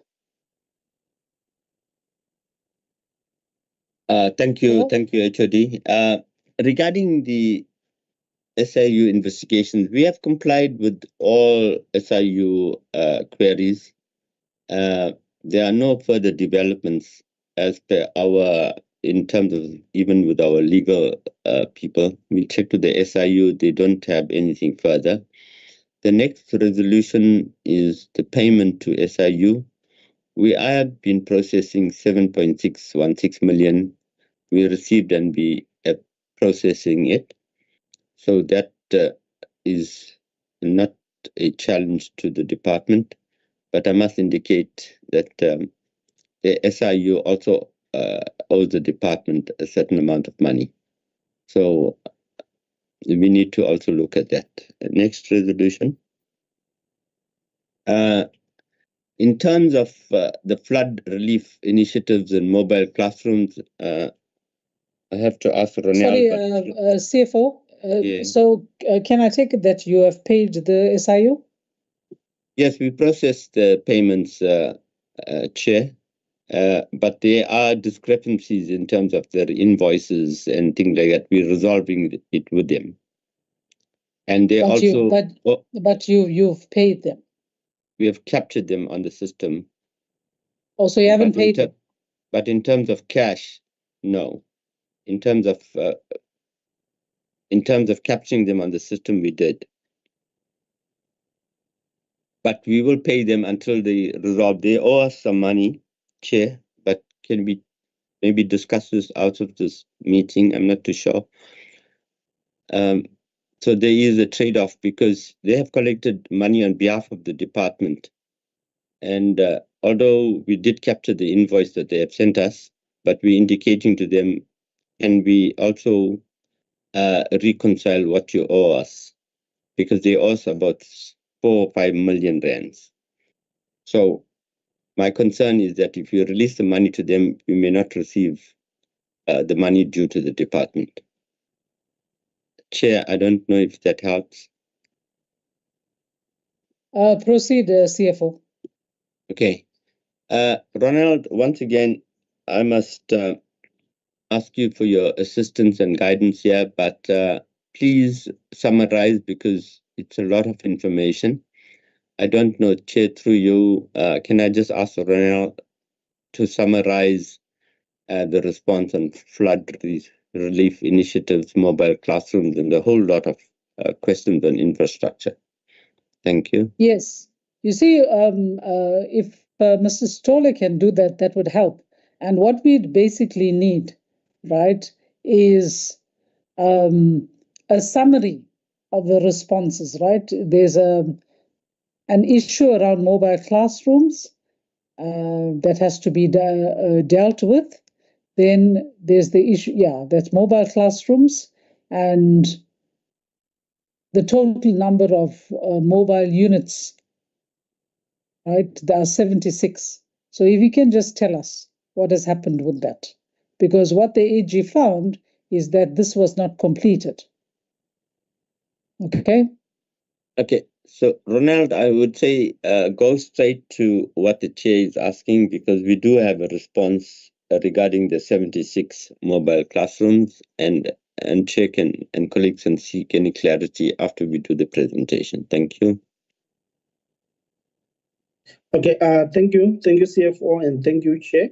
In terms of the flood mobile classrooms, there are numerous visits that were made by the team to ascertain the status, and they were communicating with the service providers. They were writing reports and letters, which is that is the schedule of site visits that were undertaken by the team. Can you move to the next slide? Let's go to the next one. Okay, so the schedules of the visit, there were a total of 17 visits that were made, and there's been significant improvement in the remedial of the snakes that were identified. That's about 70 of them, because another service provider ended up removing the mobile classrooms from the schools, which is a total of 6 mobile classrooms. Then we're left with the 70. So the 70 had minor snakes that the service providers actually had remedied. And towards schools closure in December, we engaged the office of the AG so that we could have a joint visit with them and Provincial Treasury. However, they indicated that they were committed, and with schools close to closure, it would not assist. And then as soon as we opened in January as well, we engaged with them. So we are still waiting for the confirmation of the date, whereby the department could visit or go on a joint visit with the office of the AG as well as Provincial Treasury, so that they can check and verify these mobile classrooms. But the snakes that were previously identified and the documentation that was requested actually was submitted. In terms of consequence management, which is number 2, there are no officials that have been identified for any wrongdoing. So there's no official who has been charged or asked to account, because actually all the documentation was there, and in terms of the officials, we're doing the visits and writing to the service providers. Then in terms of, can you go to the next slide? I think I spoke to this one. Let's go to the next one. Okay, in terms of the progress on the disaster, on the repairs, currently we have got 173 schools that were completed, mainly in category A and B. Category A, which schools that actually were implemented, projects that were implemented by the schools, and then category B, the schools that were implemented through the district maintenance. Then there are currently 12 schools that are on construction and 38 schools that are on tender. And on design, we have got 133 schools. But however, this was as of when we prepared this report, the numbers have slightly changed. Currently on construction, we have got 18 schools. Then we have 80 schools that are on tender and 85 schools that are on design. That is the current status of the repairs to the flood damaged schools. Can you move to the next one? Okay, no, that's all. Thank you. Thank you very much, Mrs. Stoller. Okay, that was a very long presentation. I must say, at the outset, colleagues, I have to express my concern that a lot of the issues we raised in the last hearing appear not to have been addressed.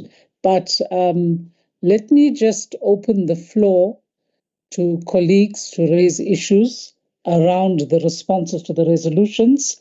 While I'm waiting for you to put your hands up, let me just say a few things. Firstly, the issue of being a going concern. I mean, it's been glossed over, but the reality is that this department is spending more than it has. And the argument that you have to spend on compensation of employees, etc., is not going to wash because everybody is cash strapped. For me, of particular concern is that the bulk of your budget is on salaries, 88%. So there's just 12% left to do the job that you are supposed to, that you are paying people to do, which is educate our kids, 12%. And if this department doesn't ship up in relation to that, then I don't see how you're going to continue. Then there's the issue in relation to being a going concern, the issue of accruals. So you overspend and then you incur unauthorized expenditure, which would come as first charges, all of which gets taken out of your budget, by the way. But for me, the big issue is service providers. Service providers are normally small people in business whom we as the ANC-led government want to empower and to ensure that they are sustained. But if you accumulate your accruals as you do, and this is a chronic problem in the department, it's not with the budget cuts. I recall over 10 years ago, when Honorable Nkosi was chairing SCOPA, that the issue of accruals was raised, and you were warned by Treasury that this will catch up with you. Because you carry over into the next financial year, and then you carry over into the next financial year. You start the financial year, for example, if your budget was 100 million, which it is not, if it was 100 million and your accruals were 30 million, it means you've actually got 70 million to spend. And if, as you are doing, 88% of that is going on salaries and 12% on operational matters, it's a real problem. Then the staff debt. This again, can I ask whoever's mic is on to please put it off? I'm not certain whose mic that is. Sana, is that yours? Sorry, ma. Thanks. Right. Then, in terms of the staff debt, this again is a recurring problem. Now, we're hearing from you about an electronic tool that you're going to get to manage terminations. We've heard from you about another electronic tool that you're going to get to deal with the LTSM. And I don't know how many other electronic tools you're going to get. You are cash strapped. You've got 12% to spend on operating expenses. How many electronic tools are you getting? Isn't there some way of working with Treasury to at least have something consolidated? And you haven't spoken about the cost of this LTSM electronic tool that you've got, because that's through a managing agent. So that means that there's costs outside of CETA, which is state approved.